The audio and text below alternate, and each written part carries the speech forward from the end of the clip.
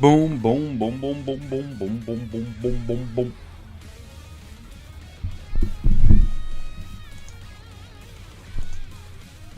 All right. I want to make sure I turn this on.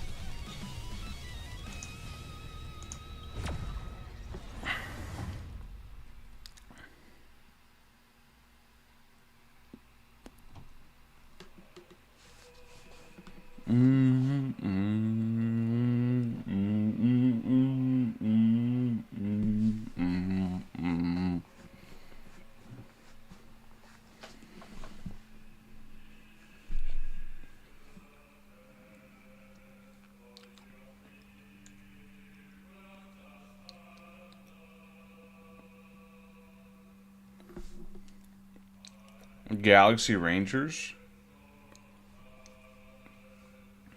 It's like Jiren's group. Yo, Cynthia, what's up, my dude? How you doing? Said, hi.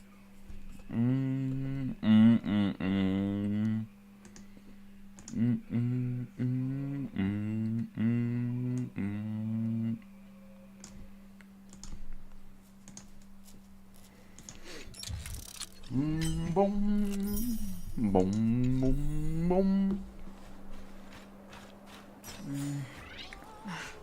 Hello, Chad. Stream Elements said, What's up, Tornado? What's up, Ides? What's up, my dudes? How you guys doing? Said, what's up? IDAESE said, WSP. You were selling? Tornado said, what we doing on stream today? No, today we're beating Star Rail. Said, not good. IDAESE said, well, not good. Good, just woke hope your up day in goes time better. For stream.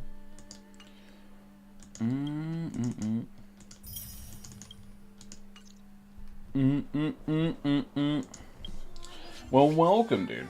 What does being Star Rail mean? Oh, you'll see in a second. Trust me on that. You'll see in a second.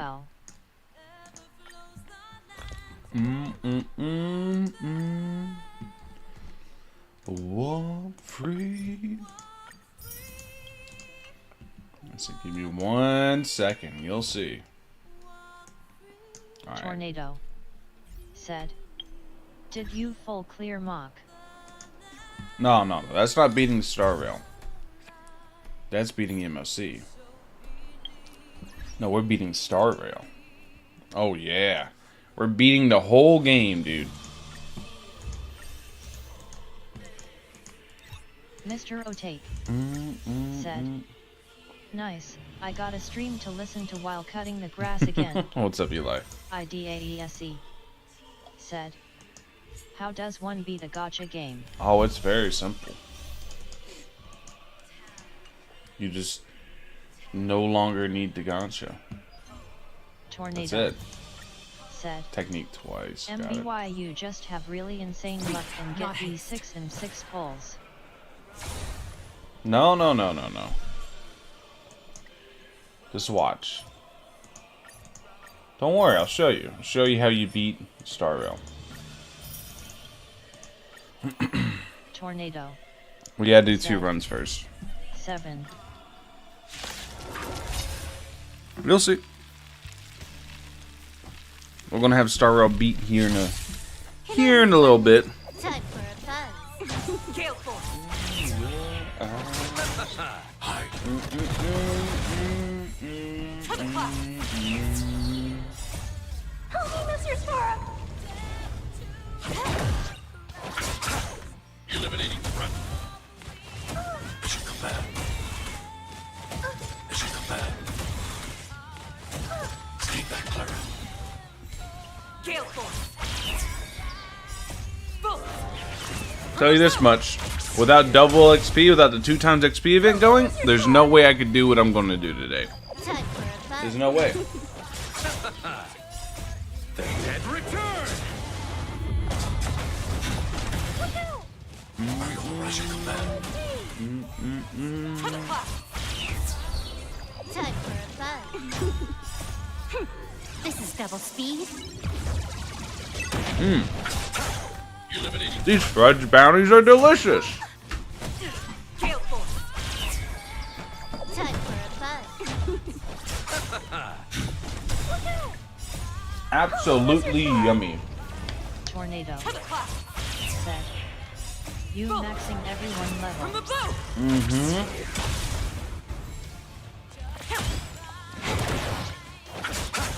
Annihilate. Mission command. Gale force. Yep. Time for I am a finally fun. finishing it. This is double I am speed. almost done finally. Hide. Help me, Mr. Sora. Mission command. My blade showcase might be a little bit late. My little blade review might be a little late simply because I'm doing this. Time for a But fun. fuck it. Tornado. Set. Meanwhile, relics and traces be light. It doesn't matter. Because now I'm done. I can start working on other shit. Eliminating threat. The traces really won't take that long.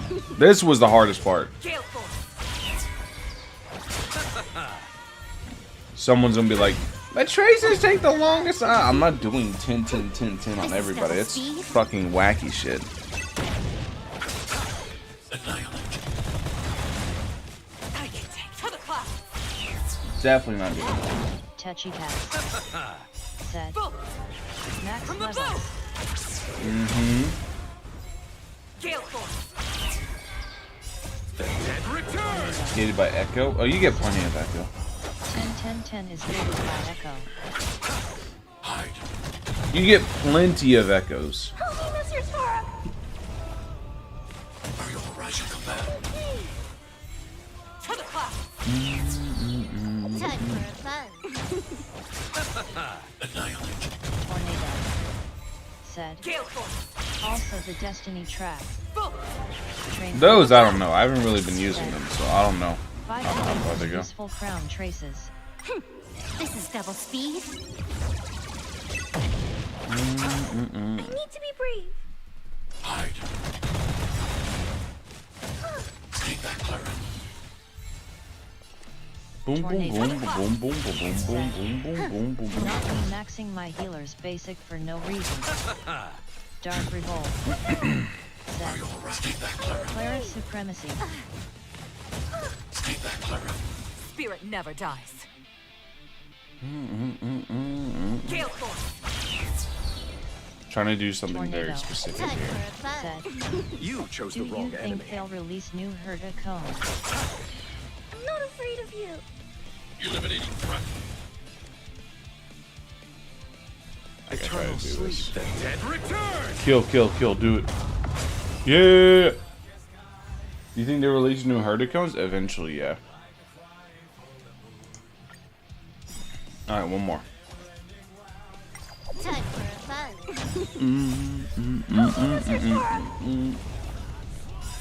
Clara Supremacy? Clara is very good. Very, very fucking good.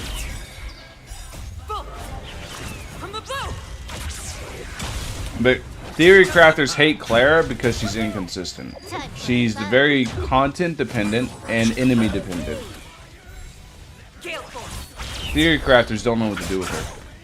Time for a fun. Eliminating threat. Dude, I've seen her on like so many different spots in the tier list. Help me, Mr. Sora. To the clock. Like constantly keep moving her around between a defensive unit, a DPS. This is double speed. Tornado. I'm like, Jingu is pretty cool. Gale force. Jinglu is very cool.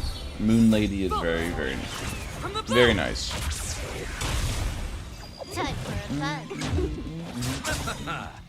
The dead return. Not the dead returning. Not again. Eliminating threat. To the class.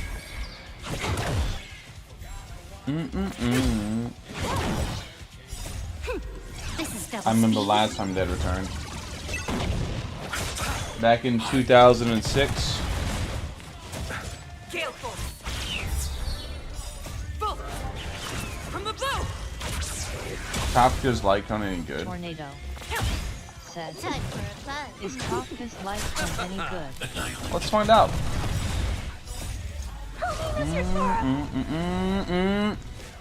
Let's go see, shall we? Let's go on an adventure, a little walk. Time for Tornado. fun. Said, I've got enough pulls to guarantee Kafka. Tornado. Said, so it's whether I Alright. try for cone or Eidolon. Increases damage doubled away by 24%. After every attack, launches but away, increases their speed by 4.8, stacking up to 3 times, so let's just say 15%. If the wearer hits an enemy, target that is not afflicted by a road, there's a 100% base chance to inflict a road to the target. Enemies afflicted with a road are also considered to be shocked and will receive lightning DOT to start and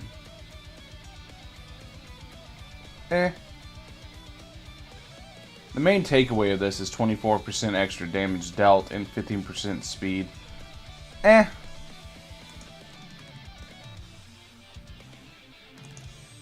15% speed's pretty good. But, it's alright. I think it's nothing crazy.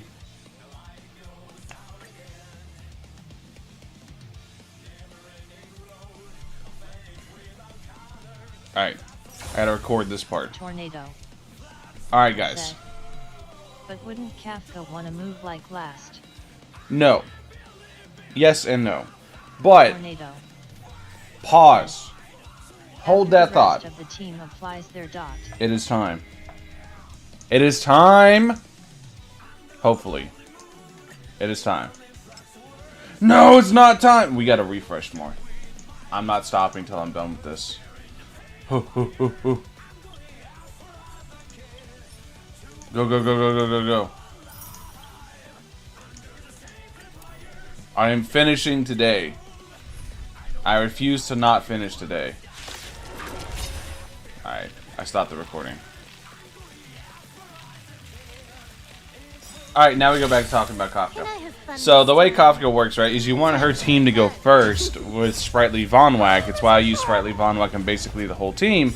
You want Sprightly Von Whack so her team can go first, apply DOT, and then she's able to proc the DOT. Now, once the DOT is applied, you want Kafka to go fast, because Kafka going fast, once the DOT is applied, is going to be able to do multiple turns, multiple skill uses. Every skill use is going to pop the DOT currently on the target, meaning more damage overall, the higher her speed. Speed is very good on her. You just have to kind of set things up to where she goes last. Time Which for a Sprightly fun. Von Whack doesn't work for you. No need to speak to. Sprightly Von Whack, my beloved. Gale force.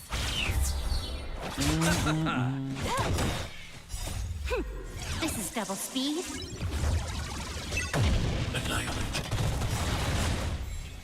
To the class. Boom. From the bow. How does Sprightly do that? I don't get it. Sprightly Von Whack upon entering battle increases our advance reaction forward by 40%. Eliminating threat. That's how. How does Sprightly do that? I don't get it. If you read it, you'll know exactly how it does it. Time for a fun. Read it. Jaggy. Said, but Sampo kinda needs No. to hit rate Maybe roll used to, but not with the you know? effect res changes. With the effect res changes, he doesn't need any effect hit rate at all anymore. To the class. Before, he maybe get like 2 or 3 stacks with every E. But now, every single skill use he does, he's gonna get max stacks 100%. Boom. Not anymore, ever since they changed effect res. Gale force. Time for a fun. Hide. Tornado. Said, What's your score? I feel like Sampo would do the breaking if you choose Luka over Serval. He will. Tornado. That's why you build him a break effect. Said, because he has the aggro-like skill.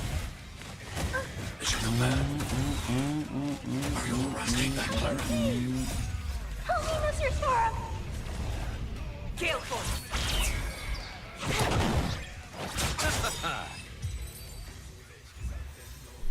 One more time. One more time. Time One for more fun. time. Boom! From the blue! Hopefully this is it. Return! This is double speed. To the clock. Time for a fun. Stay back, Clara. Gale Force! Tornado. Said. Gotta rebuild my Sampo for breaks to bench my actually good serval. Stay back, Clara. Mr. Otate. Holiness, your Sora! Can I still use when DMG set on Sampo? Yeah, wind damage works fine on Sampo, Eli. Because the reason the wind damage set works really good on Sampo is because the advanced forward action on ult is really, really nice. So it's just gonna let you go faster. Mr. Otate. Said. This is double speed. The Kafka's Trying kind to rebuild my so- base with tears of joy. Gajiki. Let me put things like this, right? You ask, is the 5-star event limited light cone better than the 4-star you get for free from Memories of Chaos? Hide. Gale Force! Boom! From the blue! You're asking if it's a big difference? Pretty big. Holiness, your Yeah. Sora! Time for a fun. Annihilate. They should come back. To the clock. Dark Revolt. This is double speed. ATK% for all dots. Dot scales off of attack percent and damage dealt percent, like lightning damage, wind damage, whatever the dot is. It's really good. I can't wait for the dot team. It's gonna be so fucking fun, dude. I got mine all. But if the effect don't land, But the effect don't land what? Kafka's light cone, it doesn't matter. That affects whatever. It's 60% of your attack. Who cares? Who cares about 60% of your attack? Alright. We're done now, right? I got it now, right? I don't have to do one more, huh? Tornado. No! Said, We gotta do one more. wouldn't that defeat the purpose of dot? What? I was saying for effect hit rate sample, you gotta understand the base effect hit rate's fine now. Because the effect res changes they did in 1.1 in this update. So if you look at a bunch of old guides, you gotta make sure the date of the guide that's uploaded is very precise, because old guides are running on old effect hit resistance changes. Our old effect hit resistance. Now you have to look up new effect hit resistance, which means because of the changes, you really don't need any effect hit rate on your character at all anymore for the DOT application. Also, do I need to run Luka with Kafka, or I can just chill with Silver Wolf? You don't need Luka with Kafka, but Luka's gonna be Kafka's BFF because Bleed is broken. So This is double that's speed. you, Eli. Tornado. Said, yeah, good point. Can I still chill with Serval? All your characters are now level 80? Almost. Gale Force. Eliminating threat.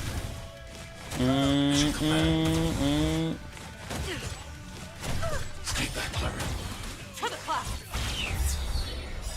Boom. From the For blue. Mata on Luka? I guess it works. If you're running him in that specific team, you can do What that. about fair Mata on Luka? Hide. For Mata on Luka would work. Right? Timo Holiness, your Noro Sora! said, don't you think Sushang is better with Kafka than Luka? Gale Force. Tornado. Huh? Time for fun. Wait, does T-Bone, the PR I want you to explain to me why you think that.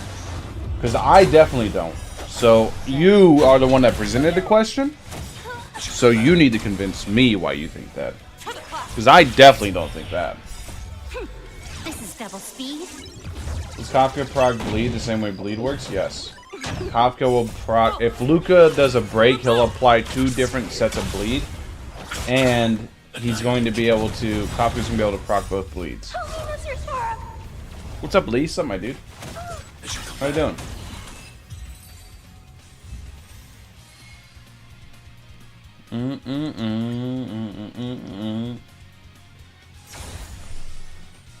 All right. Tornado said, "Oh God, so Kafka can percentage HP." Now you see why I keep saying Luka's really good with Kafka. Said, "Welp Serval is getting benched." Kafka can bleed is in fact a DOT. Kafka can proc it. Anyways. Monaro said, "Well, why do you think Luka is better than Sushang with Kafka?" Sure, if you have. Tornado Look, we'll get into that in a second. First. Start recording if you want to. First. Finally, after months and months and months and months of grinding. Sure if you have. After months of grinding, we're finally here. It's a big moment, guys. We're done. Ah. Now look.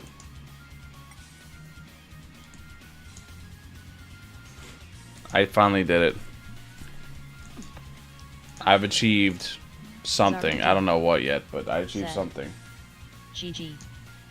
Tornado said, I, let's go. Timo Naro. Now we work on traces. Said, congrats on your grind. Tornado. Finally fucking done. What a flex. Lee. Said, sick. Alright. So why do I think Luka's better than Kafka? Or not Kafka. Luka's better than Sushang. So what does Sushang provide? Sushang's able to apply, or able to break a lot, is able to go fast, and able to turn reset and deal raw damage. That's cool. This team doesn't give a fuck about a raw damage, hate to tell you. That's the thing, is that Luka, right? Luka does this thing, right? Where we go down here. Luka's skill, let's put it to level 7, let's be accurate. There's a 100% base chance to inflict bleed on them for lasting 3 turns. Right? Nice. While bleeding, the enemy will take 24% of their max HP as physical dot at the start of each turn.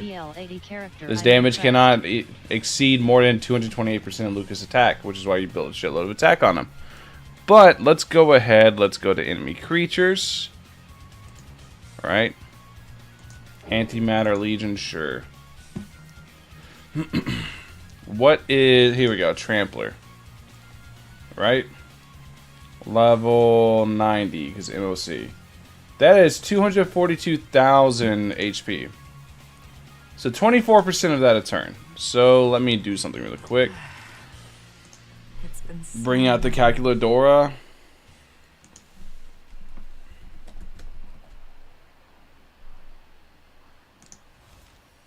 And show you in math terms as to why. Now keep in mind this is potential damage. You got to have the attack to actually reach the cap, but you'll get the idea. So let's see. We're at this number, 241,970, 41,970 times 24%.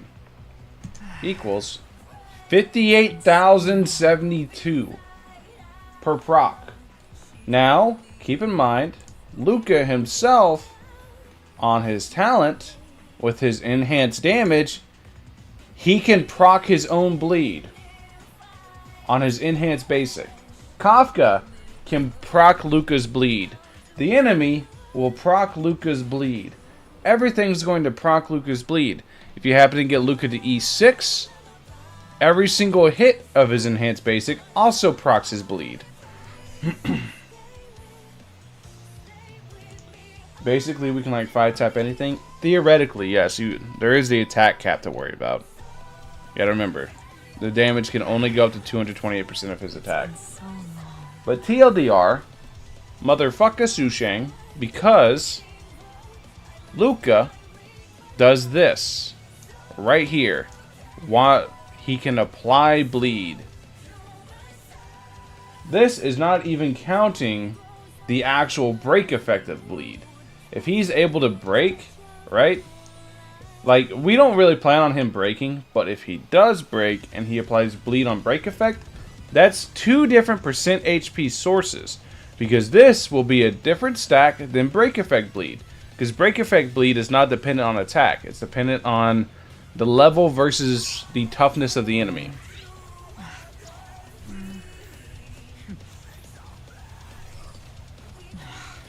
You get a healer that applies decent dots, that you won't need it. I'm telling you right now, those of you that are worried about the team doing damage, this team's damage is going to be fucking unreal.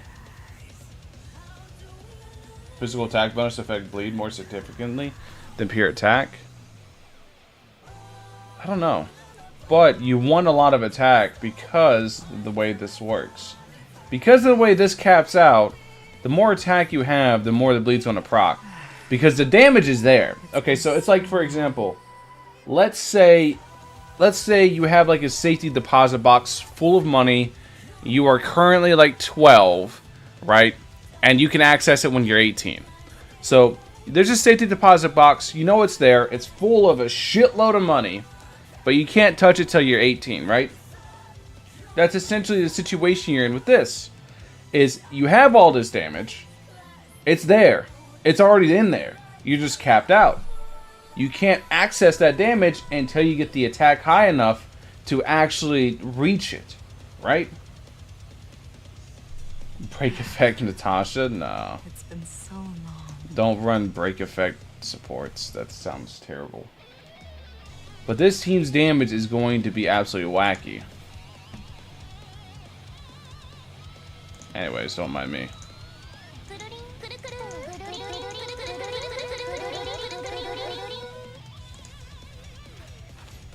Yeah, the DOT team's damage is going to be fucking insane, dude. Because you have Luka for this, you have Sampo, who's going to be applying wind shear a lot. Sampo's damage is going to be a ton unless he does break, which he should break, but they have to be weak to win for that to happen. But you'll be running basically 4 different types of elements. Someone needs to make the Kafka equivalent of Kuru site. Nah. We're good. Oh yeah, I gotta vote. Did I vote today yet? So long. Man 42 said, at 6k ATK, you're still capped around 13k damage. But 13.5k damage every PROC is still really good. Are you doing it at level 10? Yeah, that sounds about right. Alright, level 7. This, you want to go to... Look how hard this scales, dude. And at level 10, it's 338% of his attack. And then, if you manage to get the Eidolons... Zarudi Jesus Christ. said, 6k ATK is hard to achieve. Tornado said, 12 shot. It's been so long.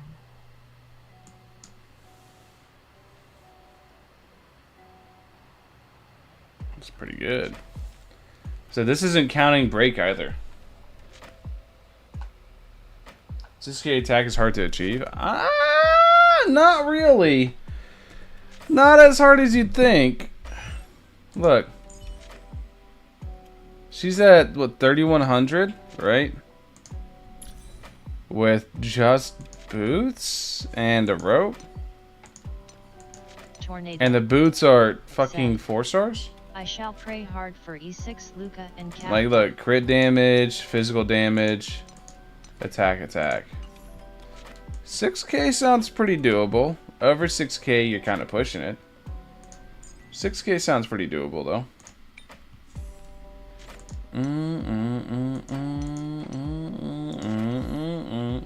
Mine will probably be around like 4.5, I want to say. Like 4.5, something like that.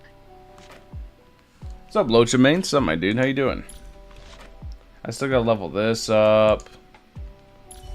Yeah. And then I gotta get to work on Sampo. Sampo's gonna be like the first 4-star I really work on. Jiggy said, I'm going all in on Kafka banner after I get one copy of her light cone. Nice. Good luck. Tornado said, so Luka is a really good boss killer. Luka's a very good boss Man killer. 42 said, Yeah, remember the amount of times you can picking proc the it. upper Oh, end, it's gonna be but so nice. players can get close with god tier stat rolls. So long. Tornado said, at Gujaiki same. Frostsuki said, for Luka's orb, are we looking for more attack than for more bleed scaling over physical damage boost? Or does the physical damage boost affect the bleed effect? Physical damage will affect the bleed, so that's something that Can you needs recommend to plays for be free-to-play seen. Who likes blade aesthetic and playstyle? It's like, do you want a higher cap or do you want the scaling? That's the question, right? We'll have to see exactly how much like the attack adds to the cap. Because this scaling goes really stupid per level. Like, look. It's like 20% attack per level. Sometimes more. It's a lot. Blade for free to play. Who likes Blade a second playstyle? Can I recommend Blade to people? No. Free to play? No, absolutely not. If you like Blade, get them. Because, I mean, I'm going to be real. The game's not that hard. So just get who you think is cool. I think Blade's going to be very strong regardless. It's just like, if you want to get the absolute most out of your Blade, Ujaki he needs a very specific team that if you're a Luka consists main, of, Blade you know... was made for you, LOL. He's a very specific team that consists of a bunch of event-limited 5-stars and potentially a 4-star healer. That's also probably not going to be given for free. So...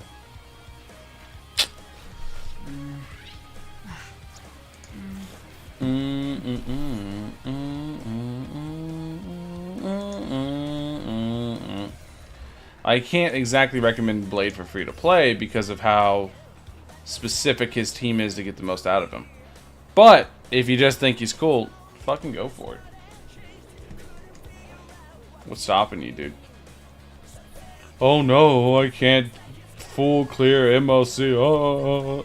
You will eventually. Don't stress that shit.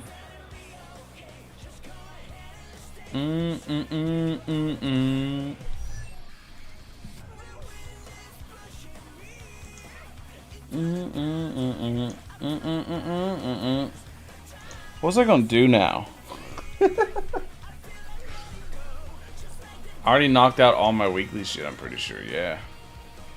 So now what was I gonna do? I was gonna do something. I'm trying to remember.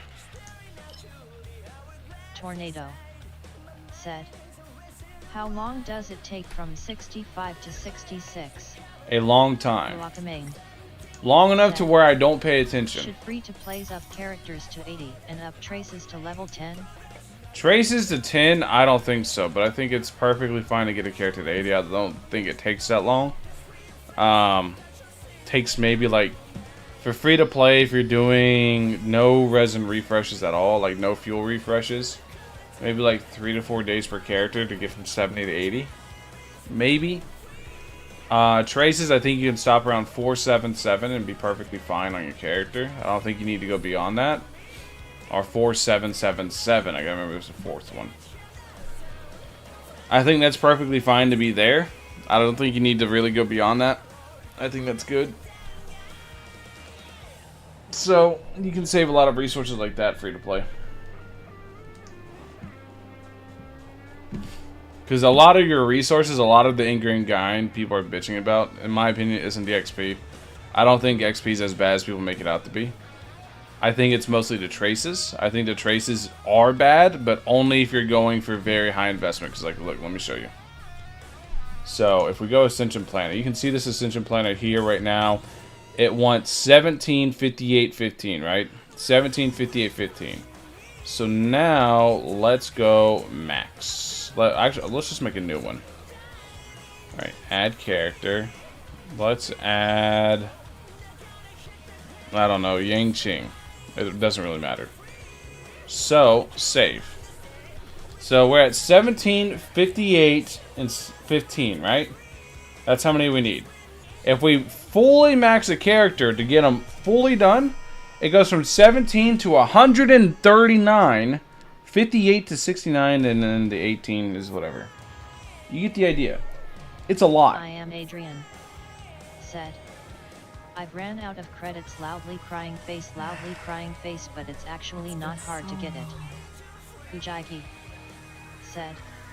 But okay, so here's a good example, right? Here's what I mean by this. This is 2 levels on the basic and 3 levels on the skills, ultimates, and talents, right? How much power are you getting out of that exactly? Let's go look. CLA is a good example because she has the very strong ones that scale very hard. So she's going to be a very extreme example. But for example, look, 80% of attack versus 100%. That's 20% more. Wow, Wogger. Woggies, dude. Then here, you're looking at 179% versus 220%. So this one is what? 40% difference? Woo! And again, remember, she scales very hard with levels, so... You're at 361% versus 429.5%, so 60% difference. You get the idea.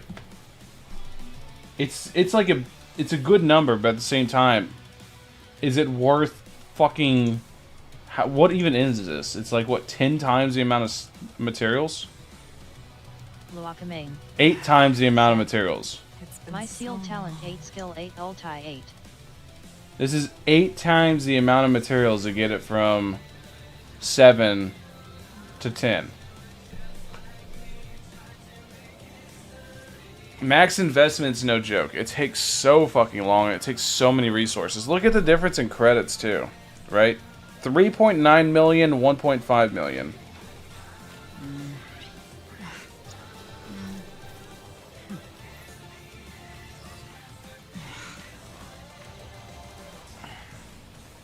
It's just not worth it, in my opinion.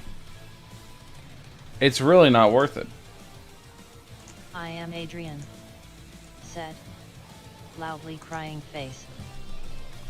Like, everyone's gonna have their own opinion on it, but I think getting to level 80 is fine. I don't think it takes very long. But I think getting your traces fully maxing a character takes way too long, given what you're getting out of it. Like, even, I'm really excited for Kafka. I can't wait for Kafka. And even Kafka, I'm only doing 477 on. Because it just takes so many resources to go beyond that. I mean, I could probably go, like, 488 if I really wanted to. But, what's the fucking point? There's not really any point.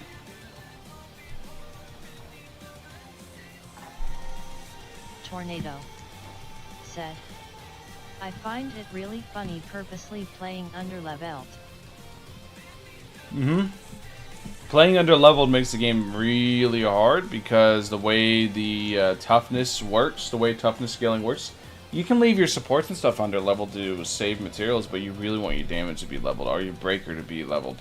Because the way toughness works, the way toughness is done, is it's based on the difference between the levels of you and the enemy. So if you're like, if your level's not high enough and their toughness is very high, you're just not going to do anything to your toughness bar. Oh yeah, I forgot, I got level up rewards.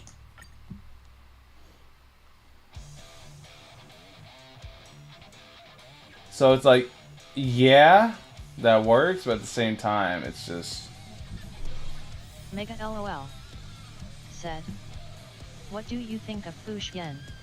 I'm gonna wait for Fushwan to get closer before I will give a judgment on her, because I want to see like a more finalized kit before I actually go looking her up.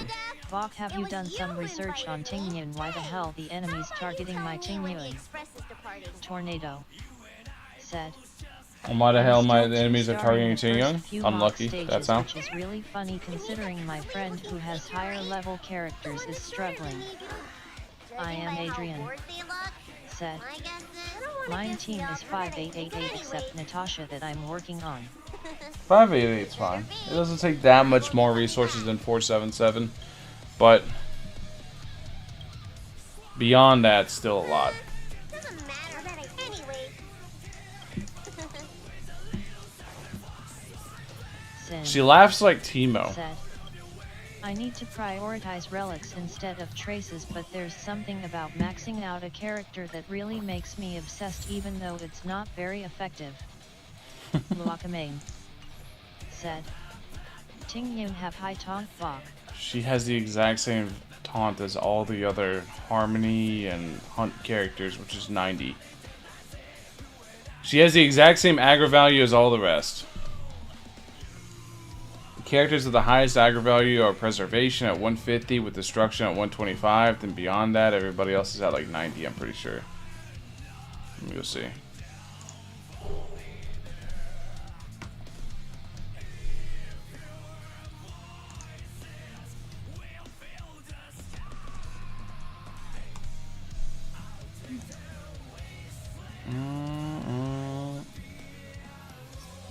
I lied. She's at 100. Hunts are at 75. Erudition's at 75 too. So who's on your team? Wait. We could actually solve the issue. Who's on your team? Who's your team? Do you have a Destruction or Preservation in your team? Probably not. You probably have Hunt, an Erudition, and then you have Ting Yun, who's 100, and then you have an Abundance, who's 100. Which means Ting Yun actually has the highest aggro value on your team. Which means just build a better team, Fivehead.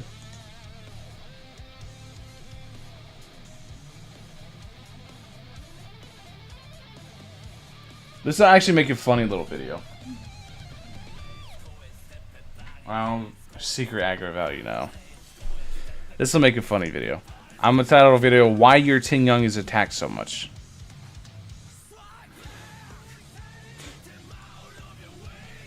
Why your Ting Yun gets attacked so much. And just showcase this. Basically, build a better team. That's the TLDR of it. And that's if you don't want Ting Yun to get killed. If you can't, like, if you're cruising along, having a good time, then by all means, go nuts.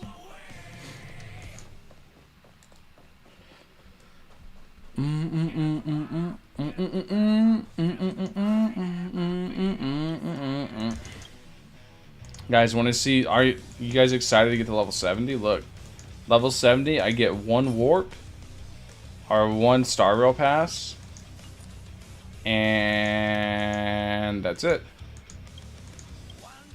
Yay! Level 70! Yeah! Woo!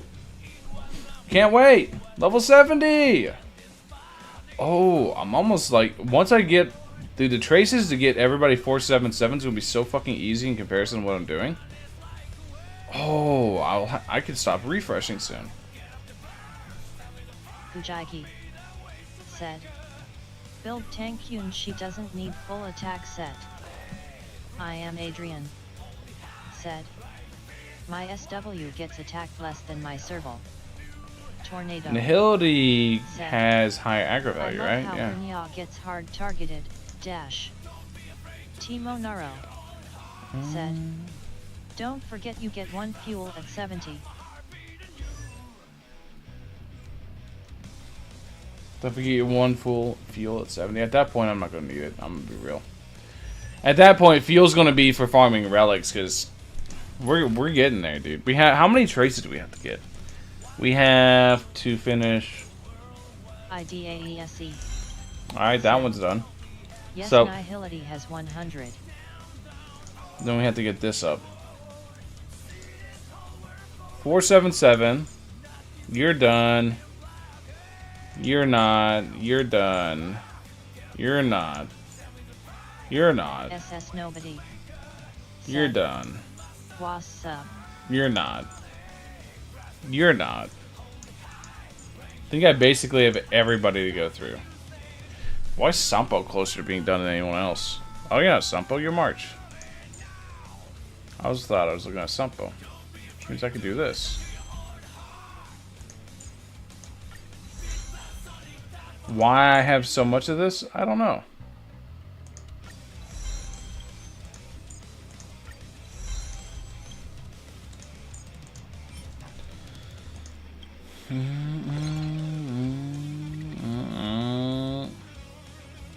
think I need like 5, right? It doesn't matter if I make too much.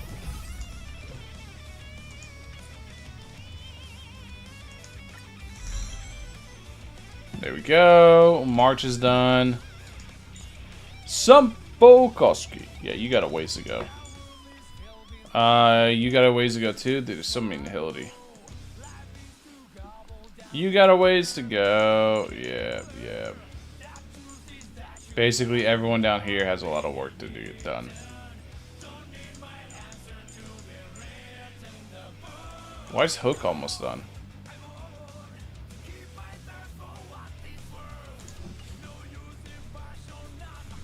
Scamarush.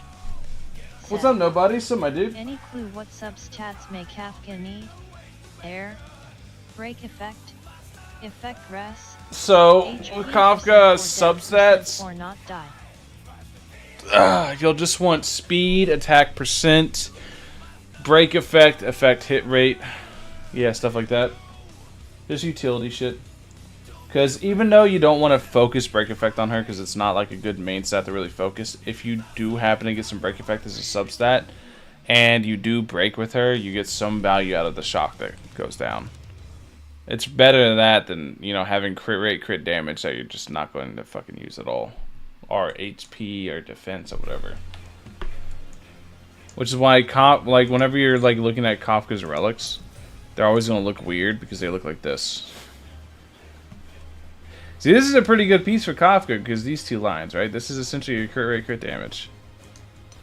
But, yeah, see, this piece is pretty bad, but it doesn't matter. Shout. Break Said, effect, nice to have. What's Attack up? percent. What's up, Alex? You still ka-chow. What's up, Alex? What's up, my dude? See, break effect, effect res, good pieces to have. Effect hit rate, good to have, etc. Said, can't wait for the new story. Same. New story's gonna be sick, guys. We gotta look at this one more time. This is so nice to look at. My OCD, it's cured. Shout. Said, face with tears of joy, yet I'm leaving it now. We're in too deep. A Merry ka-chow to you guys. Said, okay, THX. You know what? We're declaring a national holiday.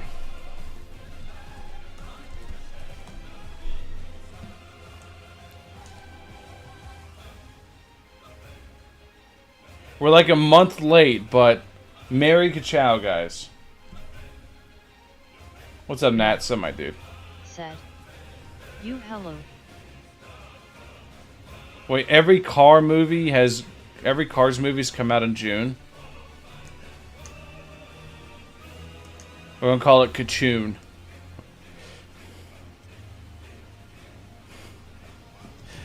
Happy Kachoon, guys. It's so nasty. Kishow.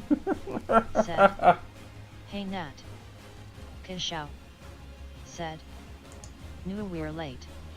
I've beaten Starvale. Now I gotta farm traces. That's like the sad part, right?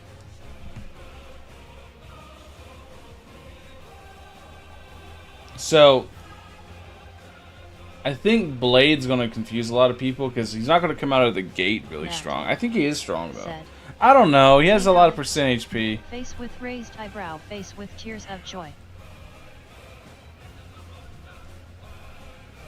Alex? Question mark. That. Shout. Said, face with tears of joy, you caught me. Noise.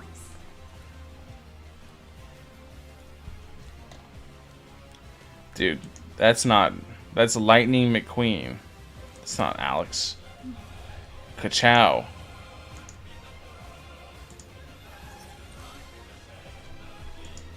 Timo Naro. Said, okay with Blade Luka is good. Who else? I am Adrian. Said, hey Alex. being YouTube's Facebook dying because all the smiling plugins eyes. I use. Kishow. Give it a minute. Said, speed. I am Here's what we're speed. gonna watch.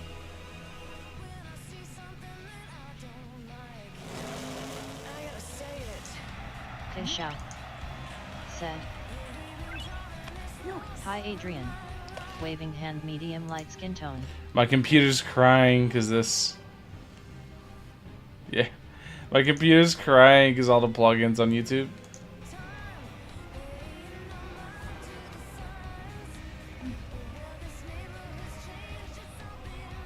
Gotta have a ka-chow, guys. Say it. Say the thing. Oh, he said the thing. Oh, yes. Say the thing, Lightning McQueen. Said. Face with tears of joy. Nat. Say the thing. Do it. Yeah. Alex He didn't say ka-chow. Squinting face. He just winked. I'm disappointed. Kishao. Noise. Lightning. I can't sit there and watch it too long. YouTube will take down my stream because copyright. I am Adrian. Said. Kishao. Ka-chow, dude. I'm married ka-chow to YouTube. Kishao. Said. I've been summoned. Ka-chow. Seen the trailer for Unending Dawn? Oh, dude, Unending Dawn looks really good. I can't wait for Unending Dawn. I'm gonna be real. Everyone keeps asking me about Genshin. I'm gonna be honest with you guys. I don't give a fuck about Genshin anymore. I am Adrian. I've kind of done this. Don't get Clean my hands with it. It's like, yes, right? Yes, Genshin looks very good. Our Genshin's new Fontaine looks very good. Everything's very good. What the fuck? Anyways. Fontaine, everything looks really good. But I don't want to play Genshin just to fucking mash the X button on dialogue boxes. I don't want that to be my whole gameplay. I'm gonna be real, that's all I'm gonna do in Genshin. Kishao. Said. Anyways. Face with tears of joy. We've already watched this once, but I'll watch this again. This trailer is sick. This is Elden Weeb, dude. I'm gonna be real. Here's a funny story about this. Whenever somebody first showed me the trailer, I had another friend that reacted to it. He said, "What the fuck? They just copied Elden Ring and 1-to-1 and blah blah blah, blatant Chinese ripoff." And I'm like, bro, that's a good thing. Because if more games just blatantly ripped off Elden Ring, there'd be less dog shit fucking games out there, and I could play more good games. I hope more companies see what Elden Ring does, and it's like, wow, Elden Ring's amazing. Let me just copy that 1-to-1 and change the homework a little.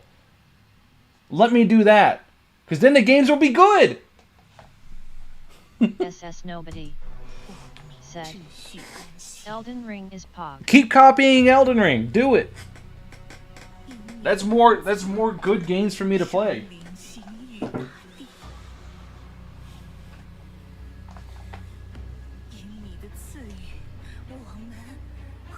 Kishao. Oh, this is straight up plagiarizing off Elden Ring. I don't give a fuck though. This is just straight up Elden Ring ripoff, and I don't care because it looks amazing. I am Adrian. Said. Most of them aren't as blatant though. Most of them are not as blatant. This one's pretty fucking blatant. Eye of Sauron, LOL. You could just tell literally by this little like intro sequence how blatantly of a ripoff of Elden Ring this is.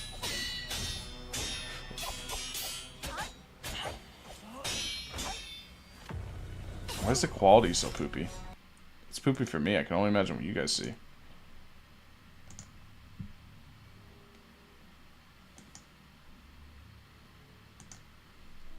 There we go. Celine. Said. W title. Thank you, Celine. I managed to beat Honkai Star Rail today. Celine. Said. What game? This is called Unending Dawn. What game is this? It is a game that I don't know when it's coming out. I am Adrian. Said. They also took something from Assassin's Creed. Doge. Is this a new game? Yes. Said. Is this a new game? This game has a lot of potential, it just depends on how they do it.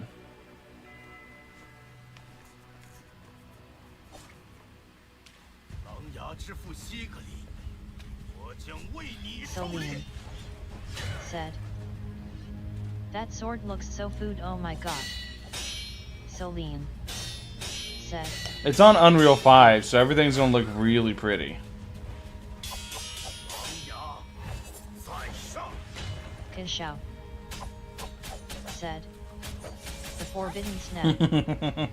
Organized underscore. Lightning McQueen and the Forbidden Snack, dude. Lyle looking cool. Can Lightning McQueen swallow a sword? SS nobody. Let's find out. Said. Bro, I got PTSD when that night pull up. Look at this. This is just Fallen Star Don't. Beast right here. Said. Yeah, this is gonna be a Is it gacha gonna game. be gacha game? Absolutely. This is just straight up the Fallen Star Beast. Look.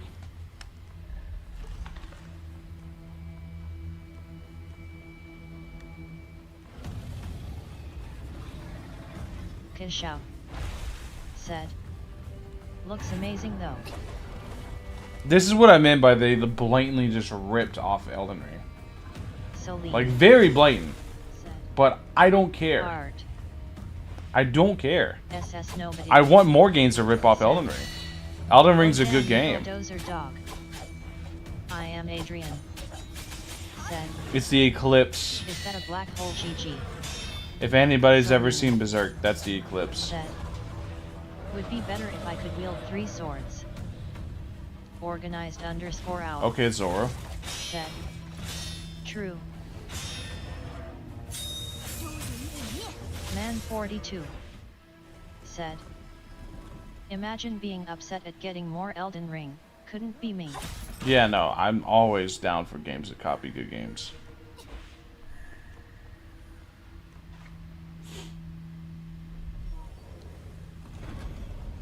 Because guess what? At the end of the day, I'm not making money off of it, so why the fuck do I care if somebody steals somebody else's game?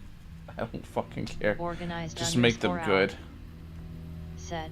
Just don't, like, Straight ruin up it, is code my whole vein thing. Vibes LMAO. Yeah, I can see it. I can see Code Vein. Kokoya! You know Goku Black? This is Kokoya Celine. Black. Said. Strongest girl to open that door flexed biceps fire.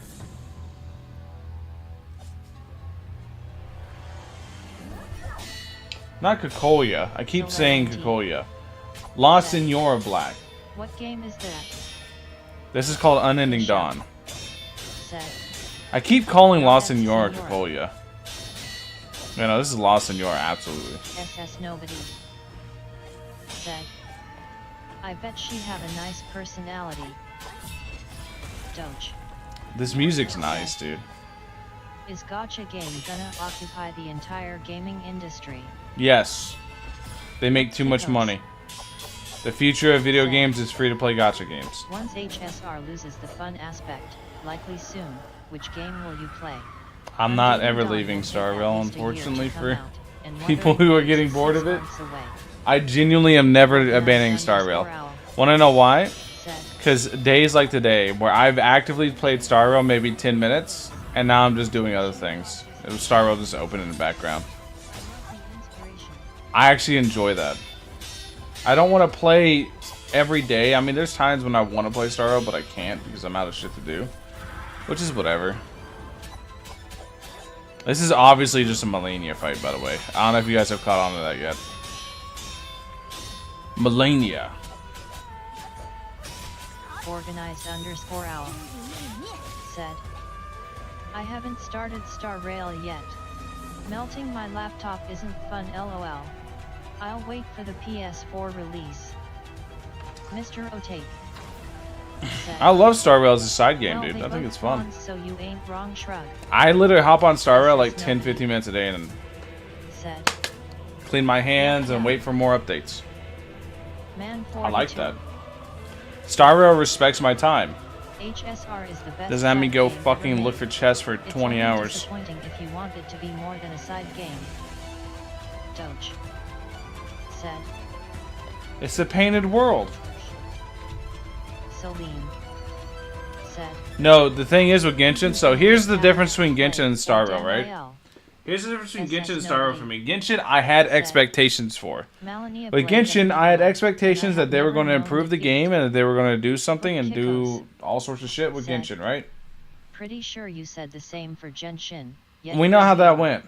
Star Rail, I have no expectations. Said. Star Rail, I'm riding the wave, dude. Star Rail, loudly crying I don't face. give a fuck what happens. I accept the game for as it is right now, and I don't expect anything from it.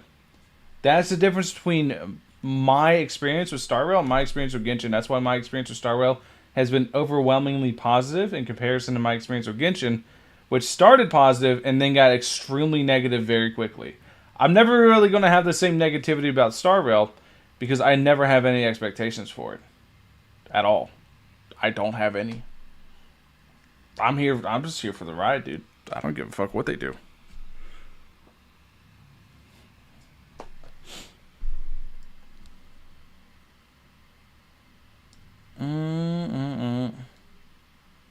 What is this? Oh, this is Tingyong.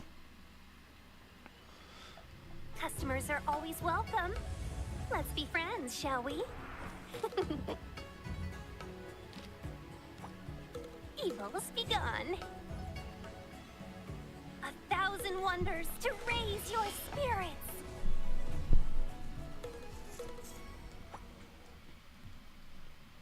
Customers are always welcome. Tingyong. You know, you guys brought up personalities earlier. That reminds me.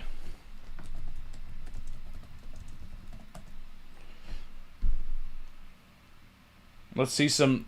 There's been a certain character from Star Rail, right, taking the internet by storm lately.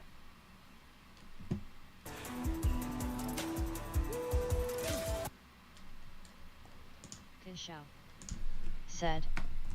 Not the personality's face with tears of joy.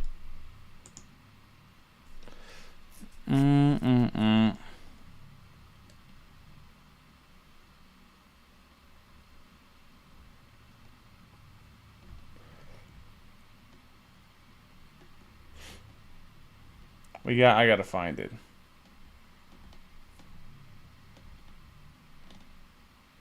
Oh. Right here. You can see that there's a certain 1.2 character. Dan Hung Il smiling face with hard eyes, smiling face with hard eyes. There's a certain 1.2 character who's been taking the internet by storm. Kishao. I've been seeing her everywhere. Face with tears of joy. Kujaiki said. Go back to Genshin Jingliu Art, and always please. knew it was an open world adventure Right here. game. I never expected it to be endgame heavy. I'll go back. That's why I never got upset with Genshin personally. Kishao said. Oh, go back. Go back to Jingliu Art PLS. Solarium T said. Cultured devs. Kishao Looking respectfully. must admire. Celine said. Let's watch the trailer. Yeah, that woman got some personality. Kishao. But when you really analyze it, every Looking question respectfully. and answer is constrained. Dude, I'm actually so pumped for 1.2, guys. Like, I'm not even... This is even me joking for, like, saying that for the YouTube personality. You can ask any of my friends. I've been pumping up 1.2. What the hell? My computer's shitting itself. Let me close out Star Rail. I'm not doing anything in anyways. Shut down Star Rail. So my computer stops crying. Really analyze it, every question and answer is constrained by previous choices. Give it a second. There we go. Alright. Now we watch. Yeah! But when you really I'm so excited for 1.2. question and answer Lucha, get out of here! I'm trying to watch Kafka. by previous choices. Relax. Got some questionable angles. No. There's no question there. You know what the goal is. I know what the goal is. We all know what the goal is. Cactus cameraman got some questionable. Palm those boobas.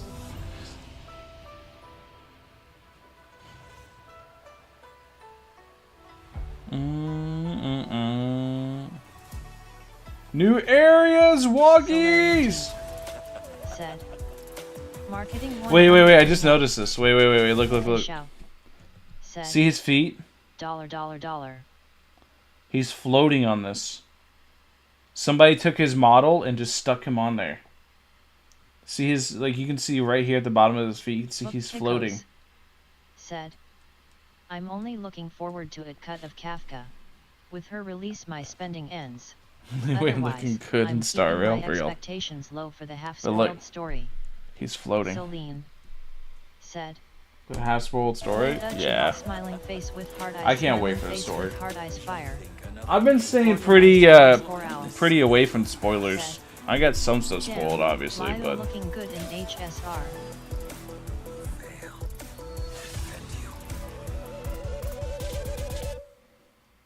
Release your full potential. this looks so good. God damn.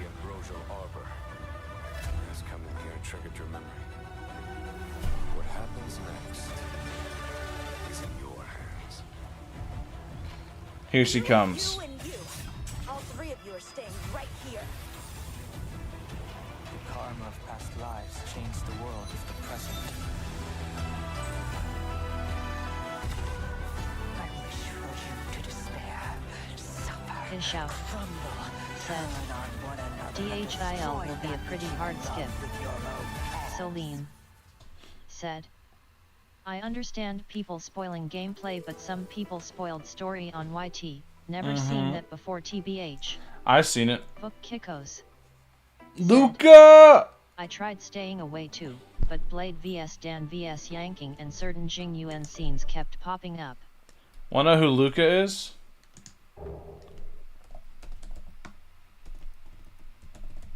This is Luka.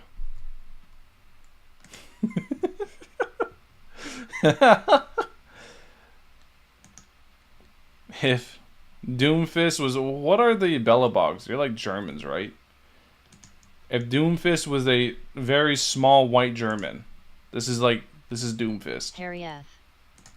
Said. 6. Jinnerbit and Vi. Kikos. Vi works too, yeah. Said. Vi Please also Jennerbent works. 6. 6. Vi stands for violence. _owl. Said. I got No, wait, that doesn't work. Vi doesn't work. Vi has 2. No. He's just got the 1. Vi doesn't work. I'm sorry. Only Doomfist works. Doomfist. And they say.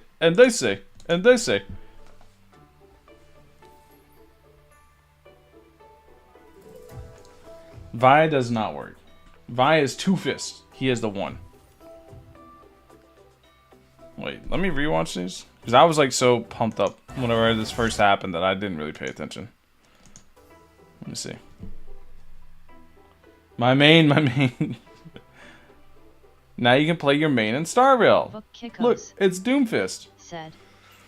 6 from that one cinematic with Kate and Urgot asterisk. Kate and Urgot, dude, that cinematic's sick.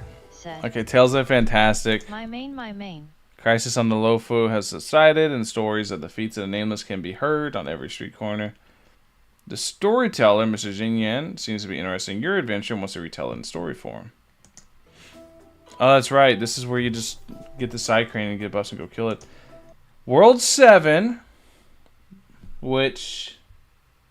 What do we get for first clear? Oh, this is difficulty 2. No, never mind.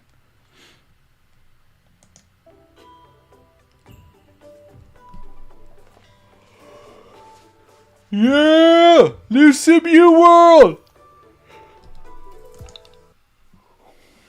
This looks fun. Mr. I can't wait for this. Said. Well, building Luka IG face with tears of joy. Hunt the Trotter. Yeah. This one doesn't seem like anything crazy. But it'll be fun. You just go find Trotter and kill it. Get some jades. Wait. They actually showed us that there. They didn't show us this on the stream. 18. Oh, it's only 6 floors then. Okay. You can see there's MLC, that, and then that. Okay. So it's only 6 floors. So don't get your hopes too high. Yeah. See, 0 out of 18. So it's 6 floors. You probably get like a shitload of jades per floor. Oh, man. It's going to be so nice.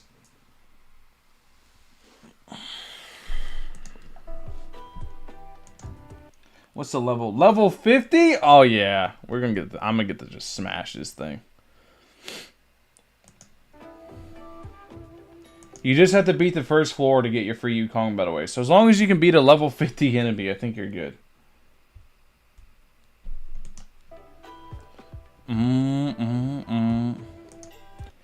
Wait, what's the rewards? Kikos 10. said, Honkai Impact has some dope-ass events.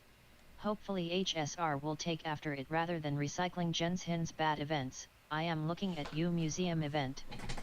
Yeah, I didn't like the museum event too much, but I've liked every other event, so I think that's fine.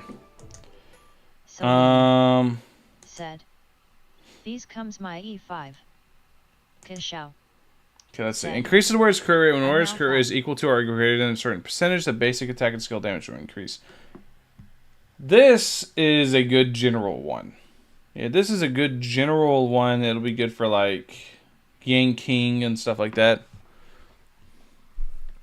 I'm not mispronouncing his name, by the way. It's not Yang Ching. He's Yang King because he's a king. Put some respect on him.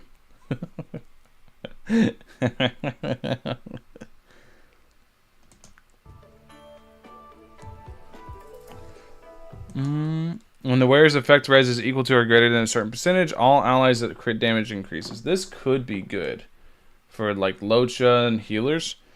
Like you have one person on this and another person on fleet, and then you can buff up your damage. Harrieth. Very nice. Said, Young King. Celine.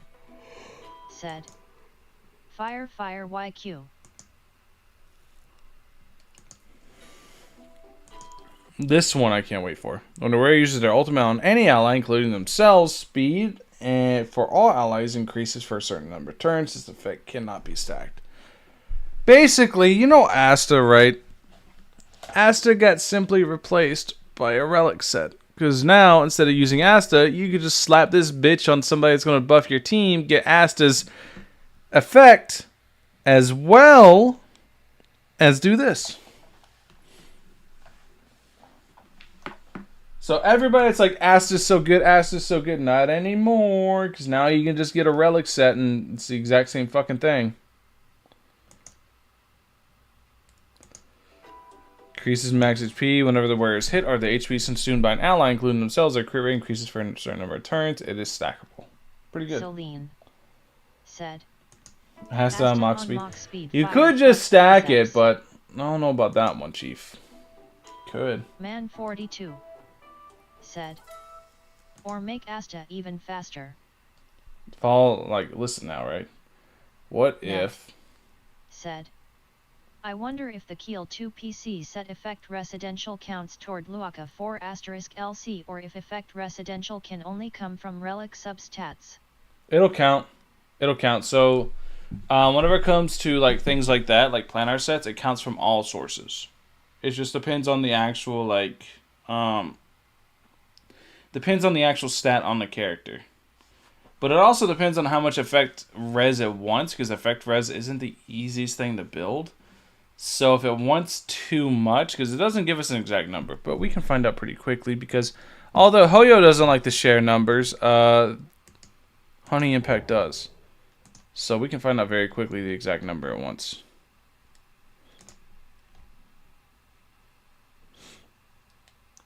Oh. Kevin Mecha. Yeah, said, why would you not run this on Locha? Stacks on more unit. Why would you not run this on Locha? That's nuts. This one's really good for damage. Just 8% crit rate increase, 70% crit rate or higher. The basic attack skill damage increases by 20%. That's just really good. That's all there is to it. That's just really good. Speed by 6%. Increases speed by 12%. Celine. Said, 6%'s really is effect not residential a lot, good is for it? Welt? Is effect res good for Welt? Effect res is good for any character. It's just, it's not something you want to prioritize. Because Madon. not getting CC'd is really valuable. Fuck. What's up, Mudhon? What's up, my dude? But not getting CC'd is insanely valuable. The ability to just not get CC'd at all is really, really, really, really good. So, I want to make coffee. Like, I haven't had actual coffee for a minute. I actually want to make some coffee. So, who do we want to watch while I go make coffee? Do you want to watch ourselves, dude? A little bit of meta? Oh, it's about the echo. Do you want to watch ourselves, dude? Said, A little bit shelter of meta? in. Oh, it's about the echo. Said, shelter. Give it a second.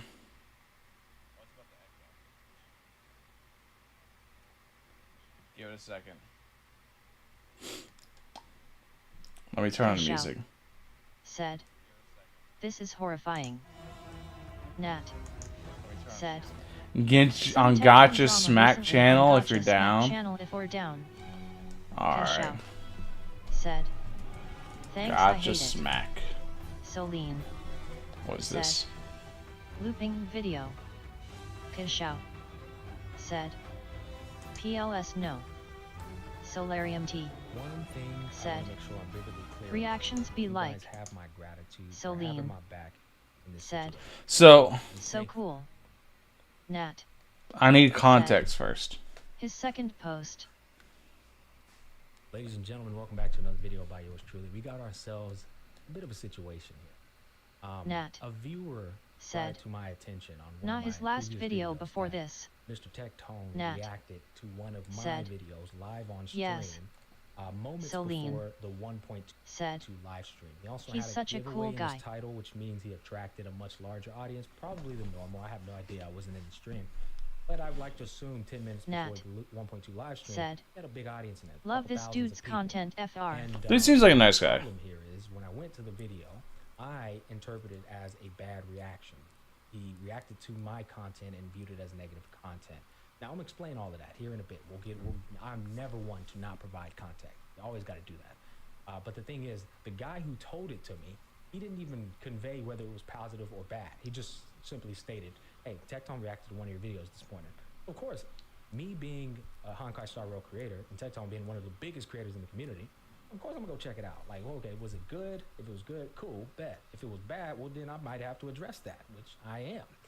Now the reason I say it's bad is because I feel like you can argue that there's a number of ways to disrespect a content creator, right?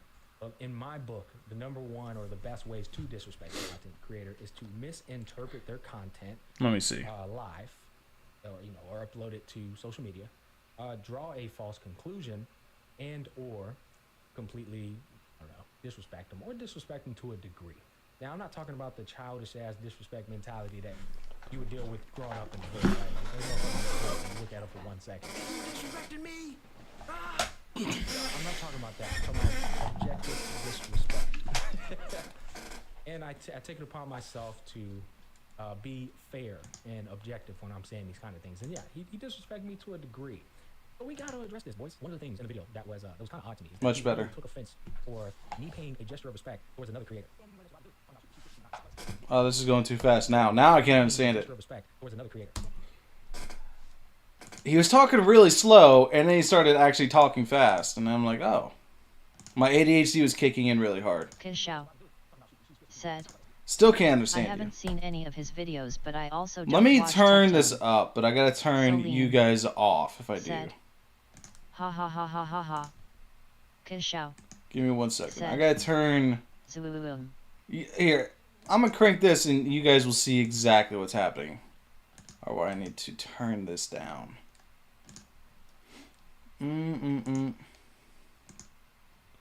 Troll panel. Is there not a volume button? Kishao. Said, rip chat. Celine. Enable speech, said, so message text. all I know is Tectone Simps for Kafka. Oh, I'm so excited for Kafka. Kafka's gonna be sick.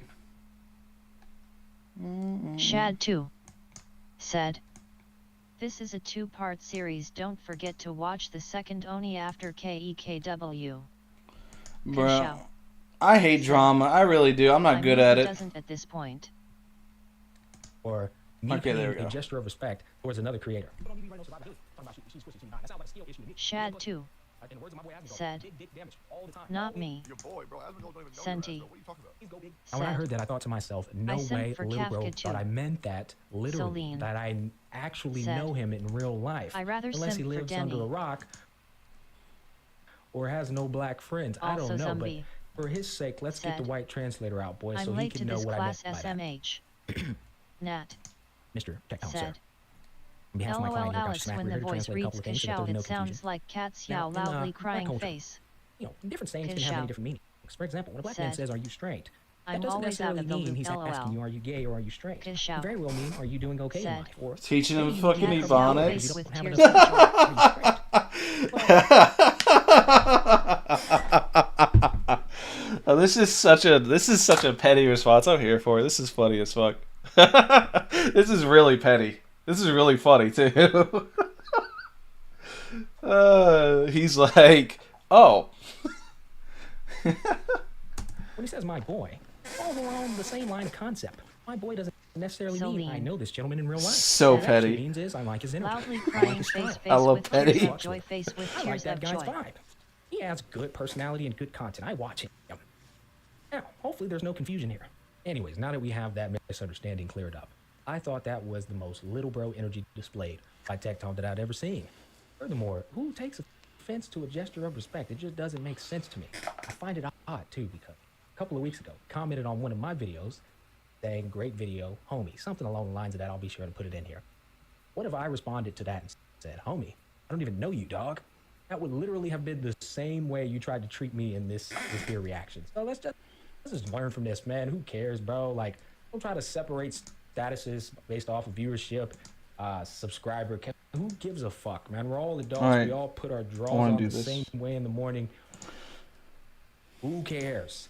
So, moving on from that. I wanted the this to next stay up issue I at took with is 1.25. the reaction is to a video that's very analytical and meticulous, right? And the problem is, it's a 23-minute long video. That's a follow-up video. Not even the core of what I'm doing. It is a follow-up video from a much shorter video explaining a surface-level comprehension as to why you shouldn't build too much attack on Team Yun. Some I people am Adrian. didn't get it on that video and were trying to say Said, I was wrong for telling people not to build too much it's the attack. So I made a credits. follow-up video. And this is that video that he reacted to. 23 minutes long. Again, very analytical, very meticulous. And it's not for people who don't have attention span for mathematics or just don't care about it. Well, he probably shouldn't have watched this video in the first place, but he did. It is what it is. What I find odd is that the other video is 85,000 views. This one's only 8,000. Like, how the hell did you find this one over the other one? I don't know. To be fair to him, the algorithm can throw you random stuff. But the problem here is he skipped 60% of an analytical video, put the rest of it on 1.5x speed. Imagine putting a video on 1.5 times speed. There's some things that I just discovered that are absolutely huge that I feel the community. Starting off with Tim Yun's talent. And that's a big confusion. Now, let's go ahead and start off with the first scenario. Celine It's gonna be Jin-Yuan. Okay, this is a Jin-Yuan said, test. First and foremost, I screenshotted ha ha ha ha. I could not give a fuck less. Yun at level 80. How strong and how good is she at level 80? The other thing I want to talk to you about. Kishao So you effectively watched said, maybe 30% of the video and can't drew a be conclusion, us. which I think is just very impractical. You can't draw a conclusion watching 30% of the video. I can make the argument that if I click on any of I'm gonna be real. I'm with Tectone on this. If I see all of this on a video, Celine. I see all of that shit. Now skull so I'm unrelated, like, guys. what the fuck? You know how easy Star Rail is? Do you know how necessary this is? I say as somebody that does this myself occasionally. You know how necessary this is? Keep in mind, I do this every now and then myself. I can't help it. It's very unnecessary. You don't need this shit. Okay, so here's what you do, right? Here's how you find out. Maybe Googling this isn't the best idea. We'll find out. Who has the biggest tits in Star Rail? This is how you make your team, right?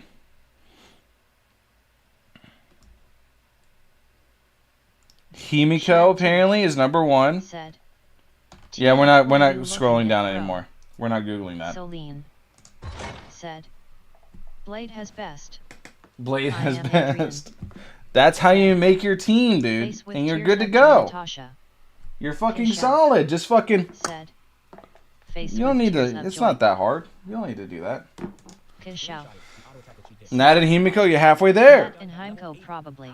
Dangerous Google Yeah. search right there. Yeah, we're not going Said. further down on that one. Dangerous Google search right there, LMAOL. It's just very impractical. You can't draw. We're not going any further down the scroll bar on that one. On any of your videos and skip 70% of them, I'm gonna have a completely different experience from somebody who watches it from beginning to end, or at least 60% of the video. Now, I'll watch the whole thing, but I'm watching it in like double speed because I can't stand when people talk slow. This happens all the time. I talk like a crackhead myself. In faster motion because I do talk slow. The reason I do is I believe I have ADHD. Sparrow does I have a million thoughts going 100%. through my head all the time, and if I don't Kishao slow down how I talk, it's said. more difficult for me to Face with articulate tears what I'm of saying. joy, quick way So I to talk get slow I actually down relate to that. down, LOL. In real life, I talk a lot faster and I Celine stumble over my words a lot more too. said. Yes. So that's why, and because Important of that, put it on research, fast Matt. motion, cool. But the problem is, you Nat put it on 1.5, and there were said. so many instances where you just At misinterpreted what I was saying. IDAESE-based grinning For squinting example, face. at the end of the video, a little bro I says, am "Why am I Adrian. so angry that people are building Said. 18% in defense percent?" It's And this is definitely funny, not because seal face with literally tears moments of before joy. he says that, I actually Celine explain why or said. what the whole premise of the video was. Who I got did. best Here it is right here. six-pack? So my point is, she's not meant to just have attack percent. I hopefully drove this point home as vividly clear as I could. And if I didn't, well, you just have a tiny brain, bro. There's nothing else for me to talk about. And the last thing I need to mention is, if you think this ain't accurate, That's how angry. little bro says 5 seconds later, I'm angry because people want to build survivability. I mean, shit, whatever you say, bro. After everything I just showed you, you are literally just a hater. There's nothing else I can say. You're just a hater at this point, bro. You know what I'm saying, man? But anyways, guys, that's it. Wrap it up. You're upset because people said that Ting Yun can benefit from HP or defense? For people who don't have, like, full damage runes on their Ting Yun? Full damage runes? I am Adrian. Bro, how many years has it been to... Okay, so I get it. I call relics artifacts every now and then, I am right? Adrian. You know what he means by runes? I watched that. How many years has it been since he played fucking... What was it? Summoner's War. That's what he means by runes. How many years? That shit's been like 4 years, Tectone. Kishao said. What the fuck? LMAO. Kishao said. He means Summoner's War. Runes. Isn't that like a good thing that she has, like, multiple builds, you know? I mean... Kishao Always go said. big damage. I'm a Damage firm believer runes in that face with myself, my tears friend. of joy. We don't need no survivability. Nat We need some more damage in this battle. said. Now, that's what we LOL. had, and I'm 50% serious, 50% I am playing, but seriously, Adrian. guys, you don't need survivability. Said. If you get into the end game, Face stack it with some help, tears of and you're joy. playing your cards right, she'll be just fine without it. Sorixus But at the end of the day, play the game how you said. want to play. Don't take me too serious on that. Hello, If you take me mister. too serious on that, good lord, bro. I don't know how you're getting out in the real world today. What's up, And to be fair, Sorixus? in 1.5x speed, I would make the argument that anybody can sound angry. You listen to me in regular, I sound much more chill about the situation. Now you can make an argument to a degree that I'm passionate, Kishao and again that I'm an asshole, said. but angry. And Don't forget you, the Mana of Stones, all my people, guy. Anybody else in the Honkai and Genshin community can say I come off as angry. But This not just seems you. really nice. Ain't no way. Seems petty, but I'm all for it. I love petty.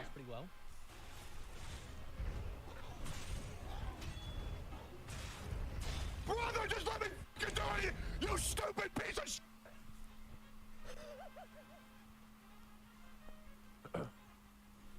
Hey, good game, Liza P. Thanks for sponsoring today's stream. Very epic, very good, very awesome. Thank you very much for sponsoring. I mean, just brother, your name should be Angry Techie, not just Techie. It should be Angry Techie. I would like to reiterate, especially since Mans I didn't am understand Adrian. the video.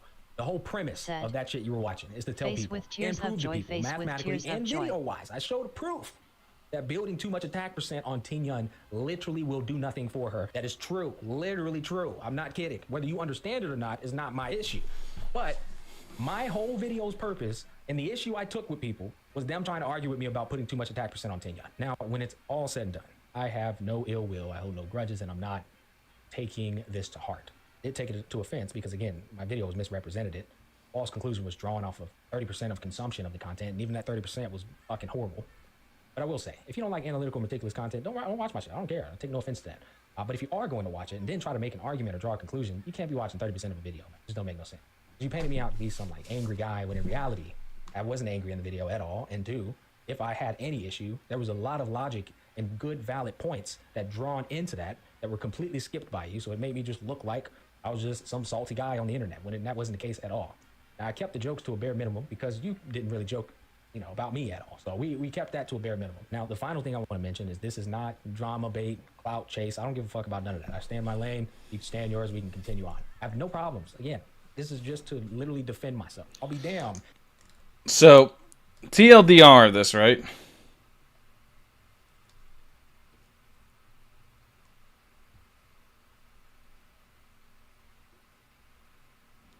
Yeah. TLDR this. Tectone likes to talk shit. Right? Star Rail community, because he wasn't in the Genshin community. Star Rail community, no. They no sabe. No sabe at all. Tectone like to talk shit. Tectone talk shit. Get angry. Get very petty. Very funny. I like petty.